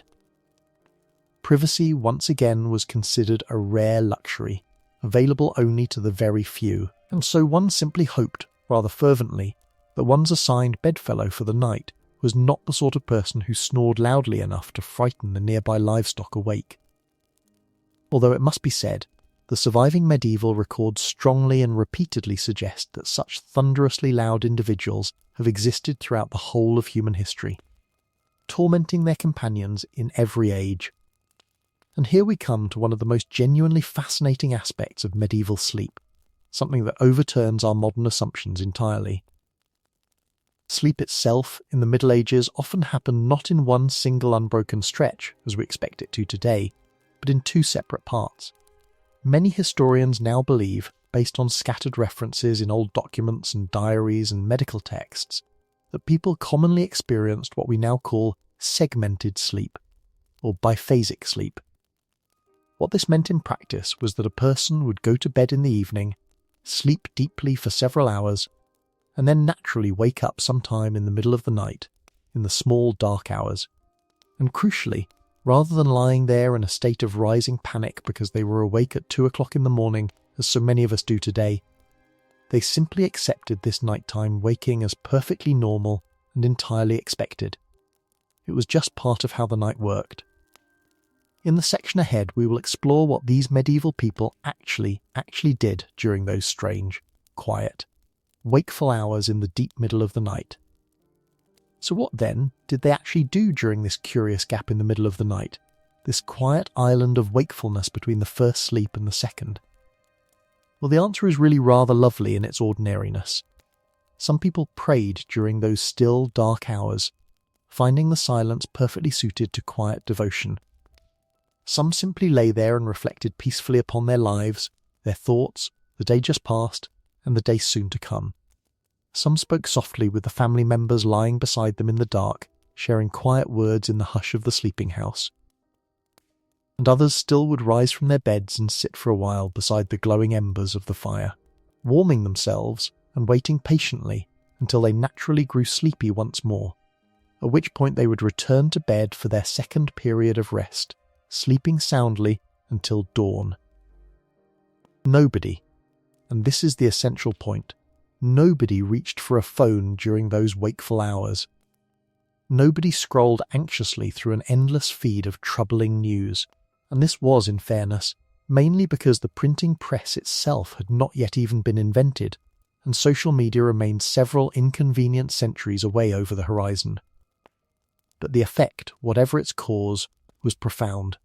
Their wakeful hours were peaceful, not frantic. And perhaps this is the very heart of the matter, the greatest and most useful lesson that these medieval sleepers have to offer us tonight, as we lie here in our own dark. They did not expect their sleep to be flawless and perfect every single night. They simply did not hold that expectation. They accepted, calmly and without distress, that wakefulness sometimes happened, that the night was not always a smooth and unbroken passage into morning. And instead of transforming those quiet, wakeful hours into yet another fresh reason to worry, into another source of anxiety and self-reproach and mounting panic about how tired they would be tomorrow, a great many of them simply treated those hours for what they were. A peaceful pause. A gentle interval, a quiet stretch of time before sleep would inevitably return on its own, in its own time, without needing to be chased or forced or begged. And there is real wisdom in that acceptance, wisdom worth carrying with you. For sometimes the very best cure for an anxious and sleepless mind is not the desperate, straining effort to force yourself into sleep, which so often only pushes it further away. Sometimes the best cure is simply trusting, quietly and without struggle, that eventually sleep will come looking for you all on its own, as it always has, and always will. Now, let us shift our scene once more, and imagine that you have reached your absolute limit. It happens to everyone eventually. Picture the medieval marketplace, and picture it on a day when everything is somehow louder and more overwhelming than usual. Someone over here is arguing loudly and passionately over the price of chickens. Someone else over there is arguing, equally loudly, because those very chickens have wandered off and gotten into his cabbages and begun eating them. The blacksmith has been hammering away at his glowing iron since the first light of sunrise, the relentless clang of metal on metal filling the air without pause. Children are chasing one another, shrieking and laughing through the crowded streets. A dog is barking at something, or perhaps at nothing at all. And now a second dog, hearing the first, has decided that this is an absolutely excellent and not to be missed opportunity to join enthusiastically in the barking. It is chaos. It is noise upon noise upon noise. And if the medieval people had possessed noise-cancelling headphones, they very probably would have hailed them as the single greatest invention since bread itself, and perhaps even ranked them slightly above it. But they had no such thing, of course. And so, faced with all that overwhelming clamour, a great many of them simply did the only sensible thing available to them. They walked away from it. Long before anyone had coined the modern phrase "go touch grass," the medieval people were already, quietly and instinctively, doing exactly that very thing. The physicians of the age often recommended fresh air as an important part of recovering from melancholy and from emotional exhaustion. They held a firm belief that stale, crowded, stagnant air, and especially the thick air found in busy and dirty towns, could disturb and unsettle the body's natural balance, while clean, fresh country air, by contrast, could restore that balance and bring a person back to health. Now, their precise explanation for all of this was not scientifically perfect, tangled up as it was with their ideas about vapours and humours, but their underlying instinct, we must admit, was surprisingly sound and good. After all, a quiet meadow has a remarkable and reliable habit of minding its own business entirely, unlike, it must be said, one's neighbours. Walking out through the forests, or across the open fields, or along the banks of the rivers, or into the peaceful enclosed gardens of a monastery, gave medieval people something that they could rarely, if ever, find within the cramped confines of the towns. It gave them space. Room to breathe. In the countryside, your thoughts could finally spread themselves out and stretch, rather than bouncing painfully back and forth between the narrow streets and the crowded, jostling houses, echoing and amplifying with nowhere to go. And the countryside also moved, importantly, at a completely different pace from the frantic town. The trees never hurried anywhere, the stones felt no anxiety and never panicked. The birds overhead had absolutely no interest whatsoever in your unpaid taxes, or your leaking roof, or your unhappy horse. Nature simply carried on exactly as it had the day before, and the day before that. Steady and indifferent and calm, and there was, for the anxious human soul, a deep and genuine comfort to be found in that indifference, in that steadiness. The world was bigger than your worries. And it went on regardless. Medieval writers, in fact, frequently and lovingly described gardens as places of healing, as sanctuaries for the troubled spirit. The monasteries in particular carefully designed enclosed gardens, walled off from the world, and filled them deliberately with fragrant herbs and bright flowers and fruit trees heavy with their harvest, and shaded winding paths where one could walk in quiet contemplation. These green spaces were never intended to be merely practical, mere sources of food and medicine, though they were certainly that as well. They were, by careful and deliberate design, intentionally peaceful, restful by intention. You could sit beneath the spreading branches of an apple tree and listen to the gentle, drowsy humming of the bees going about their work, rather than to the shouting and haggling of merchants in the marketplace. And honestly, when you think about it, the bees were very often a good deal easier to negotiate with than the merchants ever were. They asked for nothing but flowers. Even the nobles, the great and powerful lords and ladies of the land, felt the need to escape now and then into the embrace of nature, and this tells us something important. From the outside, a grand castle might appear magnificent and imposing, a symbol of wealth and power and security. But from the inside, the reality was often rather different. Castles were, in truth, crowded, noisy, smoky places, filled to bursting with servants rushing about their duties, with soldiers of the garrison, with visitors and petitioners coming and going. and with more than enough political intrigue, scheming, and whispered plotting to make an ordinary family dinner feel wonderfully and blessedly uncomplicated by comparison. And so a great many aristocrats found their relief and their peace by riding out through the forests on horseback, or by hunting, or by fishing quietly by a stream, or simply by walking alone across the wide expanses of their estates, away from the crowded halls. And while hunting was certainly a good deal more exciting and dramatic than quiet birdwatching, both of these activities shared something genuinely important and healing at their core. They both demanded a person's complete and total attention, and it is, as it turns out, surprisingly and reliably difficult to obsess and fret over tomorrow's problems while you are actively concentrating on the pressing and immediate task of not falling off a galloping horse. The mind, occupied fully, has no room left over for worry. The peasants, meanwhile, experience something remarkably similar during the course of their ordinary daily work, though they would never have thought to describe it in such terms. Gathering herbs from the hedgerows, watching over the sheep in the fields, cutting the hay when its season came, collecting firewood from the woods for the winter ahead. These humble, repetitive tasks all required a steady, gentle focus, an engagement of the hands and the eyes without ever demanding the kind of intense, high-stakes concentration that leaves a person drained. The body stayed busy and occupied with useful work, while the mind, freed from having to make constant difficult decisions, gradually and naturally grew quieter and calmer. Today, with all our modern vocabulary, we might describe this pleasant state as being present in the moment, or as a kind of active meditation, or as achieving a state of flow.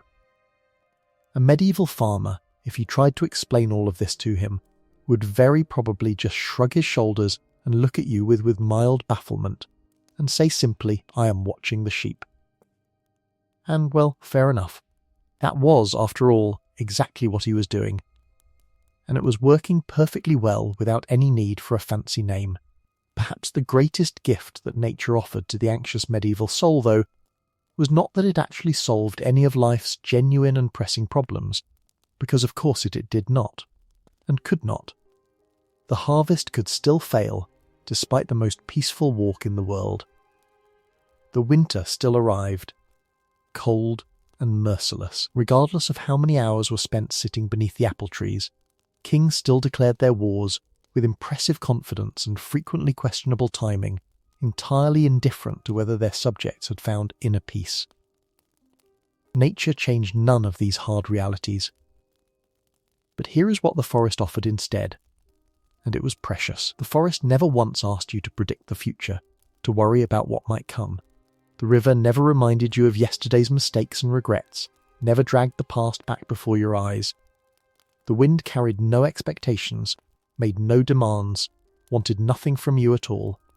And for a little while, surrounded by great trees that were older than anyone in the village could even remember, trees that had stood through generations of human worry, you were simply another human being, small and quiet, sharing the vast landscape with everything else that lived within it. And sometimes that alone was enough. Enough to remind even the most anxious and burdened traveller that the world was far, far larger than the tangled knot of worries they carried around inside their own head. The worries shrank, just a little, against the sheer size of the sky. Now let us turn to something a little different, a little darker in places, though no less fascinating. Imagine waking up with your heart pounding hard in your chest for the 5th night in a row. You feel utterly exhausted, worn thin, and yet your thoughts simply will not slow down and let you rest. Nothing terrible has actually happened. There is no real crisis, no genuine disaster looming, and yet your mind stubbornly insists on preparing itself for absolutely everything anyway, rehearsing catastrophes that exist only in your imagination. Today we would very likely recognize these sensations quite easily as the familiar symptoms of anxiety. But in the Middle Ages, the explanation offered to you could be considerably more complicated, and could reach into realms we would find quite strange. Because medicine, with its humours and its herbs, was very far from being the only lens through which medieval people tried to understand emotional suffering. Religion shaped nearly every single part of daily life in that age, and the invisible, unseen world often felt every bit as real and as present to them as the visible world they could touch and see. And in the section to come, we will step into that invisible world, where angels and demons were not fairy tales at all, but part of the fabric of everyday reality, and where an anxious mind might be understood as a battlefield for the soul itself. Angels, demons, miracles, temptations, and moments of divine intervention were not, to the medieval mind, the stuff of children's fairy tales or idle superstition. They were understood as genuine parts of everyday reality, as real and as present as the weather or the harvest. And so, quite naturally, if a person experienced overwhelming and inexplicable fear, or disturbing intrusive thoughts, or deep and persistent emotional distress, a great many people believed that this struggle might well carry a spiritual dimension alongside any physical one. The trouble in the mind might be a trouble in the soul. Now fortunately, and this is genuinely important to understand, that belief did not automatically mean that people leapt to assume the very worst possible explanation. We tend to imagine the medieval church as quick to cry demon or witchcraft at the first sign of trouble, but the reality was often far gentler and far more humane than that. In fact, a great many priests were surprisingly and genuinely compassionate in their response to emotional suffering. When faced with a frightened, anxious soul, their first recommendation was very often not some dramatic accusation or terrifying pronouncement, but rather something quite tender. They would recommend confession and prayer and rest and gentle guidance.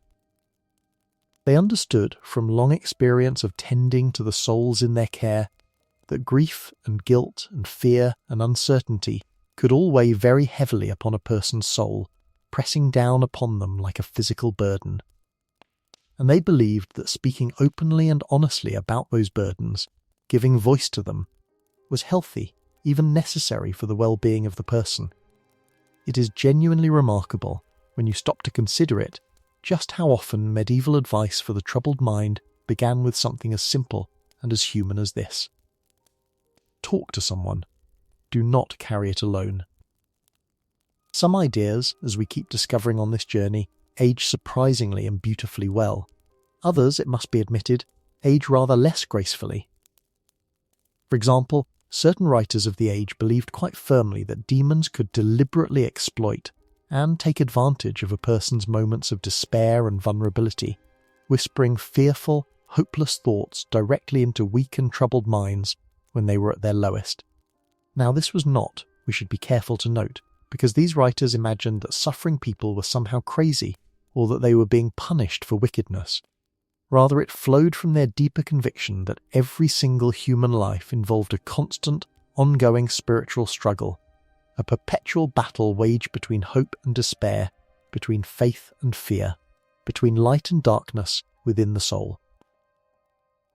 And honestly, if you have ever had your own brain helpfully remind you of some deeply embarrassing moment from 8 years ago, dredging it up out of nowhere precisely as you are trying to drift peacefully off to sleep, then you may perhaps understand, just a little, why the medieval people found themselves suspecting some kind of outside interference at work. The cruel timing of such thoughts certainly does feel at times suspiciously deliberate.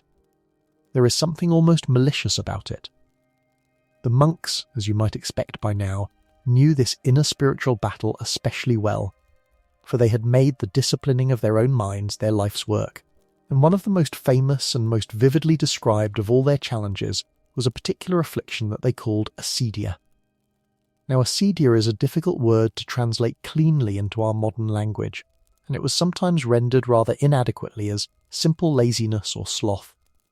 But it was not really laziness at all. Not truly. It referred instead to something much heavier and more complex than mere idleness. It described a profound and crushing feeling of restlessness combined with emptiness, a deep discouragement, an emotional exhaustion that seemed to drain all the meaning and colour out of life. A monk who was suffering from acedia would find himself struggling terribly to concentrate during his prayers. his mind sliding away no matter how he tried to hold it. Time itself would seem to slow down and drag on painfully, each hour stretching out endlessly. Nothing felt meaningful anymore, nothing felt worthwhile. And above all, he simply wanted to be anywhere at all except exactly where he actually was, gripped by a restless longing to be elsewhere, to be doing something else, to be someone else. And when you consider just how many people today sit staring blankly out of their office windows, quietly wondering whether they should perhaps abandon everything, quit their entire life, and go off to open a small bakery somewhere in the peaceful countryside, well, you begin to realise that this particular feeling, this acedia, has not exactly disappeared from the human experience. Not at all. We simply call it by different names now, if we bother to name it at all. Burnout, perhaps, restlessness, a midlife crisis. The Sunday scaries. But the underlying feeling that the monks described so precisely all those centuries ago remains stubbornly, achingly familiar to us. The human heart, it turns out, has not changed nearly as much as our technology has. The monks, however, did not simply surrender to acedia when it descended upon them like a heavy grey fog. They were practical men, and they developed genuine, workable strategies to fight against it and to drive it off. And here, once again, we find that recurring pattern emerging. They encouraged steady, regular work to keep the hands and mind occupied. They encouraged regular prayer, returning again and again to its familiar rhythms. They encouraged honest conversation with the more experienced brothers who had weathered these storms before and could offer counsel. They encouraged reading and gardening and generally keeping oneself busy and engaged, but without ever tipping over into becoming frantic or overwhelmed. And do you notice the pattern here, the thread running through it all? Almost every single medieval solution to the troubled mind, whether it came from the physicians or from the monks or from the ordinary villagers, involved the same essential thing. It involved gently, patiently bringing the wandering, worried, restless mind back to the present moment. Back to the task at hand, back to the here and now, away from the imagined future and the regretted past. Over and over again, across every different approach, we find that same quiet wisdom at the core. Of course, we must be honest, and we cannot pretend that every community always responded to emotional suffering with such wisdom and such gentle compassion. That would be painting far too rosy a picture of a hard age. There were sadly unfortunate cases where unusual behaviour or severe mental illness that no one understood was badly misunderstood, and where that misunderstanding led not to compassion and care, but to fear, or to suspicion or worse. These darker moments serve as an important and sobering reminder that medieval society, like every human society that has ever existed, including very much our own, struggled painfully to distinguish between the conditions it genuinely understood and those that lay entirely beyond its comprehension. When people do not understand something frightening, fear too often fills the empty space where knowledge should be. That was true then, and in many ways it remains true today. Yet for most ordinary people, most of the time, the goal was never punishment, and it was never cruelty. The goal was comfort. Whether the cause of a person's suffering was believed to be an excess of black bile, or the whispering temptation of demons, or the heavy weight of grief, or simple exhaustion, or merely the crushing hardships of an unforgiving life, the medieval people ultimately wanted the very same thing that millions upon millions of people quietly want today. They wanted relief. Relief from those same racing, circling, exhausting thoughts that trouble so many of us still. They may have disagreed, sometimes sharply, about where exactly anxiety came from and what its true nature was. But they agreed, deep down, on something far more important than any of those disagreements. They agreed that no one should ever have to face it completely and utterly alone. That, at least, they understood. By now, as our long journey through the medieval world begins to draw toward its close, you have probably noticed something rather unexpected, and even a little surprising. The Middle Ages, that supposedly dark and backward age, actually had some genuinely thoughtful, wise and useful ideas about how to calm an anxious and troubled mind. Real wisdom, worth preserving. But they also, of course, had bloodletting and purging and vapours rising from the stomach to the brain. History, you will find, very rarely commits itself neatly to a single clear direction. It refuses to be simple. For every single treatment that makes a modern doctor instinctively wince and reach for the emergency stop button in alarm, there was another treatment sitting right beside it that would not look the least bit out of place in a fashionable modern wellness retreat. The wise and the absurd sat cheek by jowl, all mixed together. Consider walking, for example, which we have already touched upon. The medieval physicians recommended regular walks, and particularly walks taken in peaceful places filled with clean, fresh air. They believed that this gentle movement warmed the body and improved the circulation of the blood and restored the proper balance of the humours within. Now, they knew absolutely nothing about endorphins, those natural mood-lifting chemicals released by exercise. They had never heard a single word about serotonin or dopamine or any of the brain's intricate chemistry. They simply observed, with their own eyes, that people who spent every single day sitting indoors, cooped up and motionless, tended to become rather miserable and low in spirits over time, and people who moved and walked in the open air tended to fare better.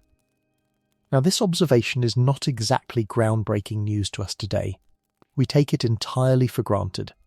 But it was a remarkably solid and sensible observation for a society that also sincerely believed that comets occasionally had opinions about human affairs, and that the positions of the planets could shape a person's mood. Against that backdrop, noticing that walking helps is genuinely impressive. Herbal medicine, too, deserves considerably more credit than it usually tends to receive from us, looking back with our modern scepticism. Many of those carefully tended monastery gardens grew chamomile and lavender and lemon balm and mint and sage and rosemary, among a great many other plants. Now, these herbs were certainly not magical cures, and we should not romanticize them into something they were not. But here is the genuinely interesting part. Several of these very plants do in fact contain natural compounds that modern science, with all its rigorous testing, has actually found can promote relaxation, or ease anxiety, or help with sleep in at least some people. The monks, of course, if they could somehow hear this modern scientific confirmation of what they had believed all along, would very probably permit themselves a small, quiet, knowing smile. So, they might say, with the faintest hint of gentle amusement, "You are telling us that the tea works after all? Yes, we know. And it only took you a mere 800 years to finally agree with us on the matter." Fair enough, we would have to admit. Fair enough, they got there first. And then, of course, there was routine, that great steadying force we explored earlier. Modern psychologists today very often recommend that people maintain regular sleeping hours and eat their meals at consistent times and establish predictable daily habits, particularly during difficult periods of stress and upheaval when the mind craves stability. A medieval monk, hearing this cutting-edge modern advice, would simply call that Tuesday. And Wednesday, and every other day of his life. His entire existence already followed exactly such a dependable, unchanging rhythm. Wake and pray and work and eat and read and sleep, and then rise the next day to repeat it all over again in the same order. No productivity podcasts required, no self-help books, no apps to track his habits. He was, without ever knowing it or naming it, already living the very life that our modern experts now carefully and expensively recommend to us as a remedy for our frazzled and overstimulated nerves. In the section ahead, we will draw these threads together and discover what the very greatest medieval cure of all truly was. Community, when we weigh everything in the balance, may well have been the very greatest medicine of them all.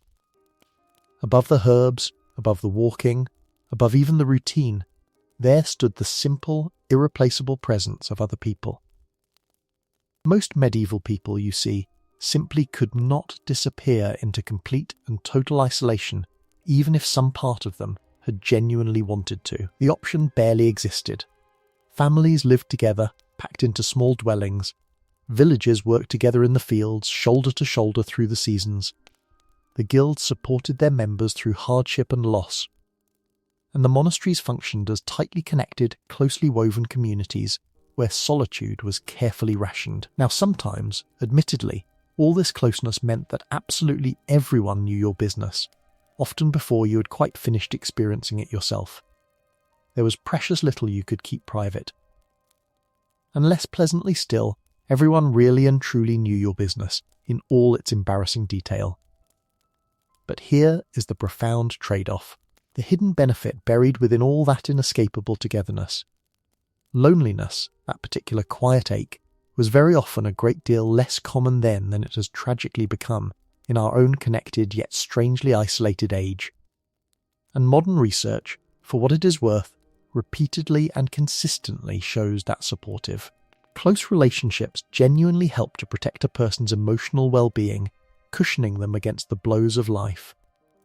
Loneliness, by contrast, corrodes it. The medieval villagers, if they could somehow hear this carefully studied modern conclusion announced with great scientific fanfare, would very likely just respond with a puzzled shrug and say, well, of course. Naturally. Was that ever in doubt?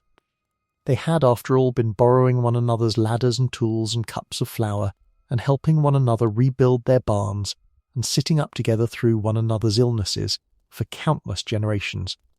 The healing power of human connection was not a discovery to them. It was simply the water they swam in, the air they breathed, so obvious as to need no comment at all. Even prayer and quiet reflection, when we look at them closely and without prejudice, reveal surprising and striking similarities to a number of modern therapeutic techniques that we now hold in high regard. Consider the parallels. The repeating of familiar, well-worn prayers naturally slowed a person's breathing and calmed the body, in much the way that breathing exercises are recommended today. Silent meditation, practiced in the hush of the monastery, reduced the constant mental noise and chatter, quieting the restless mind. Singing together with others, lifting voices in unison, created powerful feelings of connection and belonging and shared purpose, dissolving the isolation of the individual. And working steadily with one's hands, absorbed in some craft or labour, focused the attention away from endless anxious worrying and onto the concrete task before you. Now, not one of these activities magically eliminated the genuine hardships of medieval life. The suffering remained real. But what they did do, quietly and reliably, was make that hardship easier to carry, more bearable, lighter upon the shoulders. And that, in the end, is a great deal. Sometimes it is everything. The truly remarkable truth, the thing that I hope stays with you after tonight, is that the medieval people were never actually searching for some miraculous, magical, instant cure for their anxiety. They held no such foolish expectation. They were not waiting and hoping for one special herbal drink, or one perfect prayer, or one clever trick that would suddenly and completely erase every fear from their hearts forever. They knew better than that. Instead, and this is the quiet genius of it, they built entire lives filled with small, humble, repeated habits that gently and continually pulled the mind away from its constant worrying, day after day after day. Fresh air, breathed deeply. Good company, freely shared. Meaningful work, done with the hands. Regular, unhurried sleep. Simple, honest food, and small, precious moments of silence carved out from the noise. Now, not a single one of these things sounds particularly dramatic or impressive when you list them out plainly like that. None of them would make for an exciting headline. And that, precisely that, is very probably the exact reason why they actually worked. Their very ordinariness was their strength, because sometimes, perhaps most of the time, the most genuinely effective remedies in all of life are not the spectacular and dramatic ones at all, the grand gestures and the magic bullets. Sometimes the remedies that truly work are simply the small, ordinary, unglamorous habits that you quietly repeat every single day.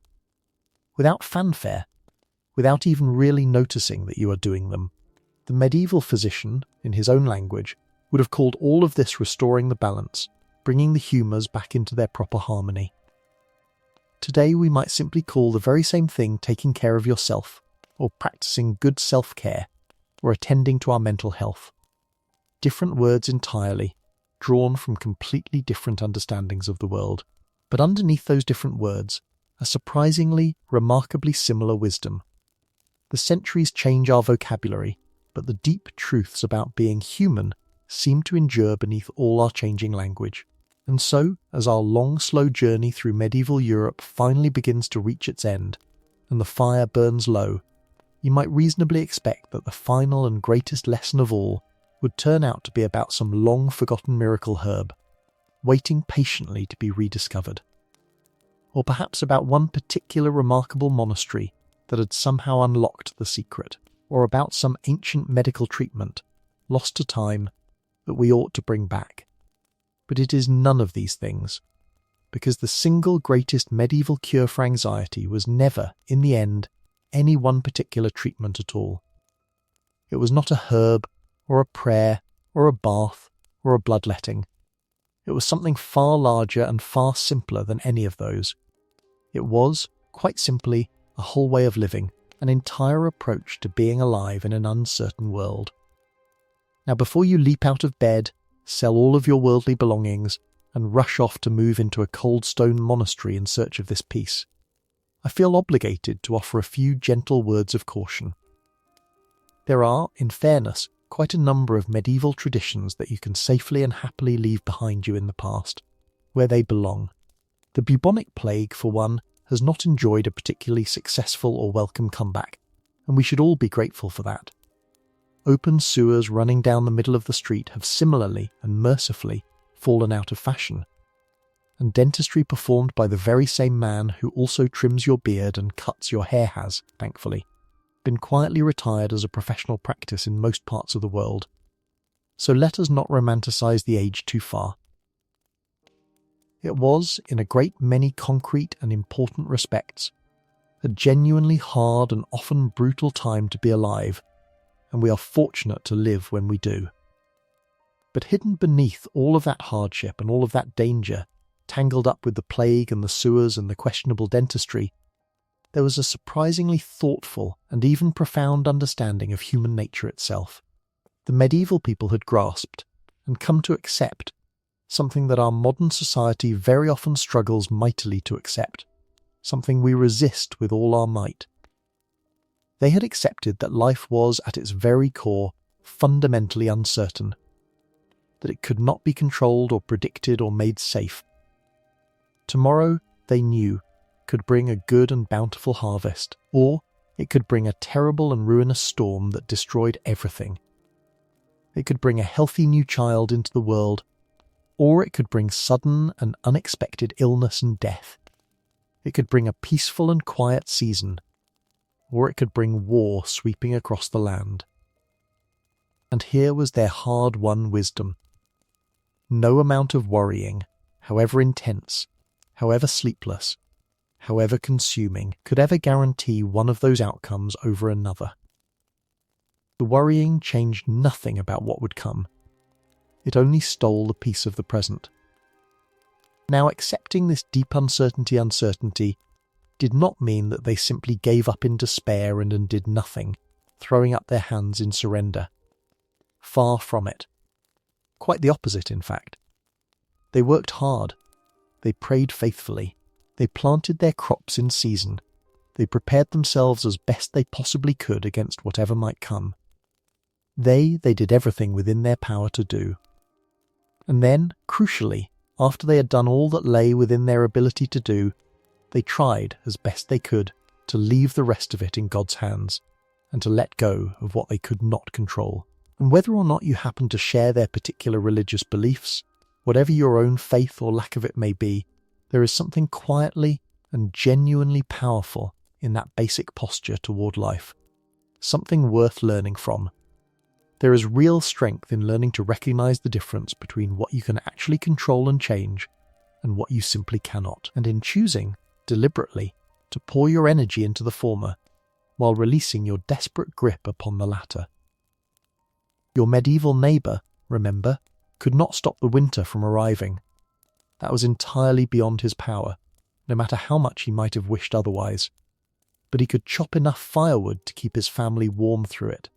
He could not prevent every possible illness from striking his household, but he could care for his family with love and attention when sickness came.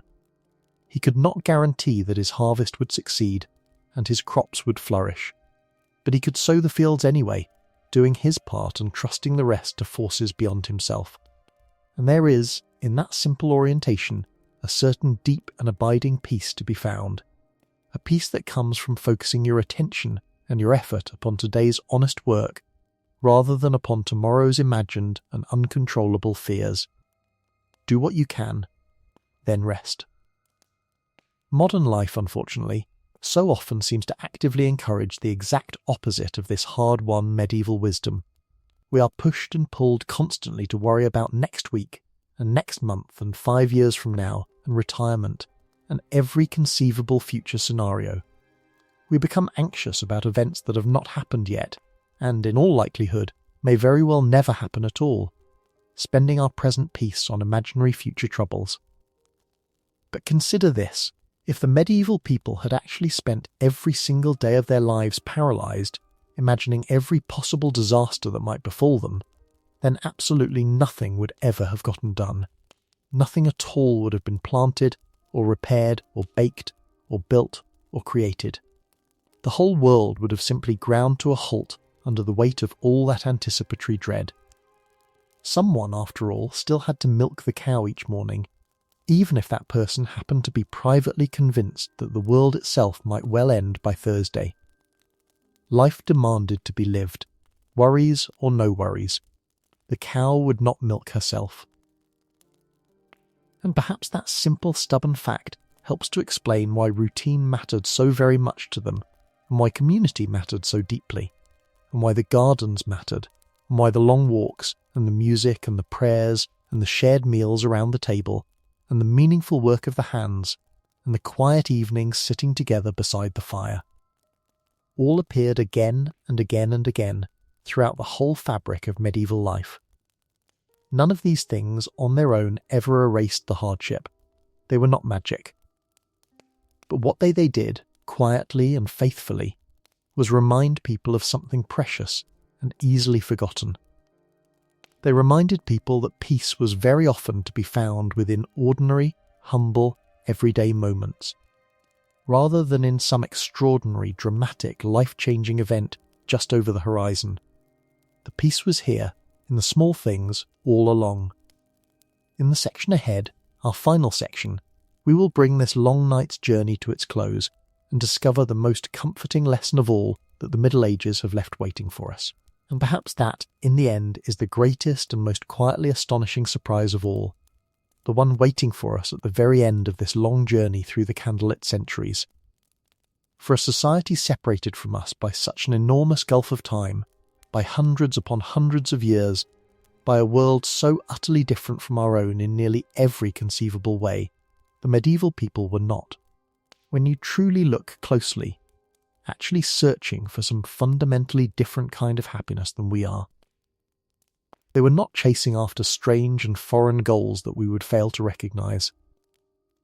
They wanted, at the deepest level, almost exactly what we ourselves want, lying here in the dark tonight, all these centuries later. They wanted a good night's sleep, uninterrupted and peaceful. They wanted people they could genuinely rely upon, who would stand beside them when times grew hard. They wanted food on the table, enough to feed themselves and those they loved. They wanted some sense of purpose in their daily work, a reason to rise in the morning. They wanted hope for tomorrow, some flicker of light to move toward. And they wanted, more than almost anything, just enough quiet at the end of a long and difficult day for the anxious, chattering mind to finally, blessedly stop rehearsing catastrophes that had not happened, and very likely never would. Is that not, when you truly sit with it, a remarkable thing to consider? Strip away the strange medical theories, and the ringing bells, and the herbal teas, and the humours, and the pilgrimages, and what you find underneath is simply a human being who wanted to rest, who wanted to feel safe, who wanted to be loved and to belong, who wanted the fear to quiet down just for one night. And that person, that frightened, hopeful, weary medieval soul, is not really so different from you at all. The distance between you is measured in centuries, but the distance between your hearts is almost nothing at all. You would recognise each other, I think, if you could somehow meet across the years. You would understand one another perfectly. History changes, of course. That much is certain and undeniable.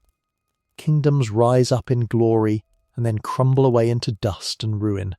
Medicine advances, slowly and painfully, from bloodletting toward genuine understanding. Technology transforms the entire world beyond all recognition, generation after generation, until the people of one age would find the world of another entirely bewildering and strange. So much changes. And yet, through all of that ceaseless change and upheaval, the human heart itself remains remarkably, stubbornly, achingly familiar. It does not change nearly so fast as everything around it. 800 years ago, on some cold and forgotten night much like this one, someone sat beside a low and dying fire, wrapped against the chill, quietly hoping that tomorrow might be just a little bit less frightening than today had been. Hoping the harvest would hold. Hoping the cough would pass. Hoping the winter would be kind. And tonight, right now, somewhere in the world, quite possibly in the very room where you are lying, someone is hoping for precisely, exactly the same thing. The same hope, unchanged, passed like a quiet flame from heart to heart down through all the long centuries. And perhaps that, in the very end, is the most comforting lesson of all that the Middle Ages have left behind for us, waiting patiently across the years to be rediscovered. Some worries, it turns out, are truly timeless. They belong to no single age. The fear of the future, the ache of uncertainty, the sleepless nights, the racing heart in the dark, these have accompanied human beings through every century that has ever been, and they accompany us still. You are not alone in feeling them. You are not weak or broken for carrying them. You are simply human, joining a vast and unbroken company of anxious souls stretching back through all of recorded time, and further still. But here is the other half of that lesson, and it is just as true, and far more hopeful. If some worries are timeless, then so too is humanity's remarkable and enduring ability to keep going anyway. To carry on, to rise the next morning despite the fear, and to milk the cow, and to chop the firewood, and to sow the fields, and to sit with a troubled friend, and to walk out into the quiet green world, and to find, again and again, small pockets of peace amid the hardship. To keep living, one ordinary day at a time. That capacity, that quiet, stubborn resilience, is every bit as timeless as the worry itself, perhaps more so. The medieval people did not have our medicines. They did not have our knowledge, or our comforts, or our safety, or our understanding of the mind and the body. In so many ways, they had so much less than we do. And yet they knew how to sit quietly beside a fire. They knew how to tend a garden with patient, loving hands.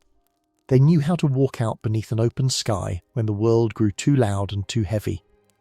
They knew how to lean upon their neighbours, and to let their neighbours lean upon them in turn. They knew how to let a wakeful hour in the deep of the night be peaceful rather than frightening. They knew how to do the work of the day, and then to release their grip upon everything they could not control and simply rest. And in all of that quiet, humble, unglamorous wisdom, there is something genuinely worth carrying with you, out of this long night and into all the nights and days still to come. Something worth remembering, long after the details of the humours and the herbs have faded from your mind. So tonight, as you lie here in the gathering quiet, with the day finally behind you and its worries loosening their hold, perhaps you can borrow just a little of that ancient peace for yourself. Perhaps you can accept, as they learnt to accept, that your rest need not be perfect to be real. that a wakeful moment in the night is nothing to fear, but only a gentle pause before sleep returns on its own, that the worries circling in your mind, however loud they may be, do not get to have the final word, that tomorrow's troubles can wait for tomorrow, and that tonight, this night, asks nothing of you at all except that you let yourself rest. The fields are sown, the firewood is chopped, the work of the day is done, and whatever comes with the morning will come whether you lie awake worrying over it or whether you sleep soundly through the dark. The medieval people knew which of those two choices brought peace. And now, so do you. Let your breathing slow, the way theirs slowed over their repeated prayers. Let your shoulders sink a little deeper into the warmth of your bed, that small and precious patch of comfort that they too understood was worth treasuring. Let the thoughts come if they must, and then let them drift gently away again, like smoke rising from a dying fire and vanishing into the dark. You do not have to solve anything tonight. You do not have to fix anything, or prepare for anything, or figure anything out. You have only to rest, as countless weary souls have rested before you, across all the long and quiet centuries. The great turning wheel of the world will keep turning without your worry to push it along. It always has, it always will. And you, like the anxious dreamer by the fire 800 years ago, can finally set the whole heavy weight of it down, just for now, just for tonight. And let sleep come, looking for you in its own good time. Thank you, from the bottom of my heart, for spending this long, quiet evening with me, and for letting these old stories carry you gently toward rest. If you have drifted this far with me, then I hope the medieval world has offered you some small measure of the very peace it once offered to those who lived within it. If you found some comfort here tonight, and only if you truly did, you are always welcome to like this video and to subscribe so that we can journey together into the past once again, on some other quiet night when sleep feels far away. And if you feel like it, you might leave a comment telling me where in the world you listened from and whether sleep found you somewhere along the way through these stories. There is a strange and gentle comfort, as I said at the very beginning of our long night together, in knowing that so many of us are lying here in the dark at the very same time, scattered all across the world, each of us hoping for the same simple things that human beings have always hoped for. A quiet mind, a peaceful night, and the soft certainty that tomorrow, whatever it may bring, will be met one ordinary moment at a time, just as it always has been, by people far braver and more resilient than they ever know themselves to be. Rest well, history lovers, sleep gently, and I will see you again next time, somewhere back in the pages of the past. Peace.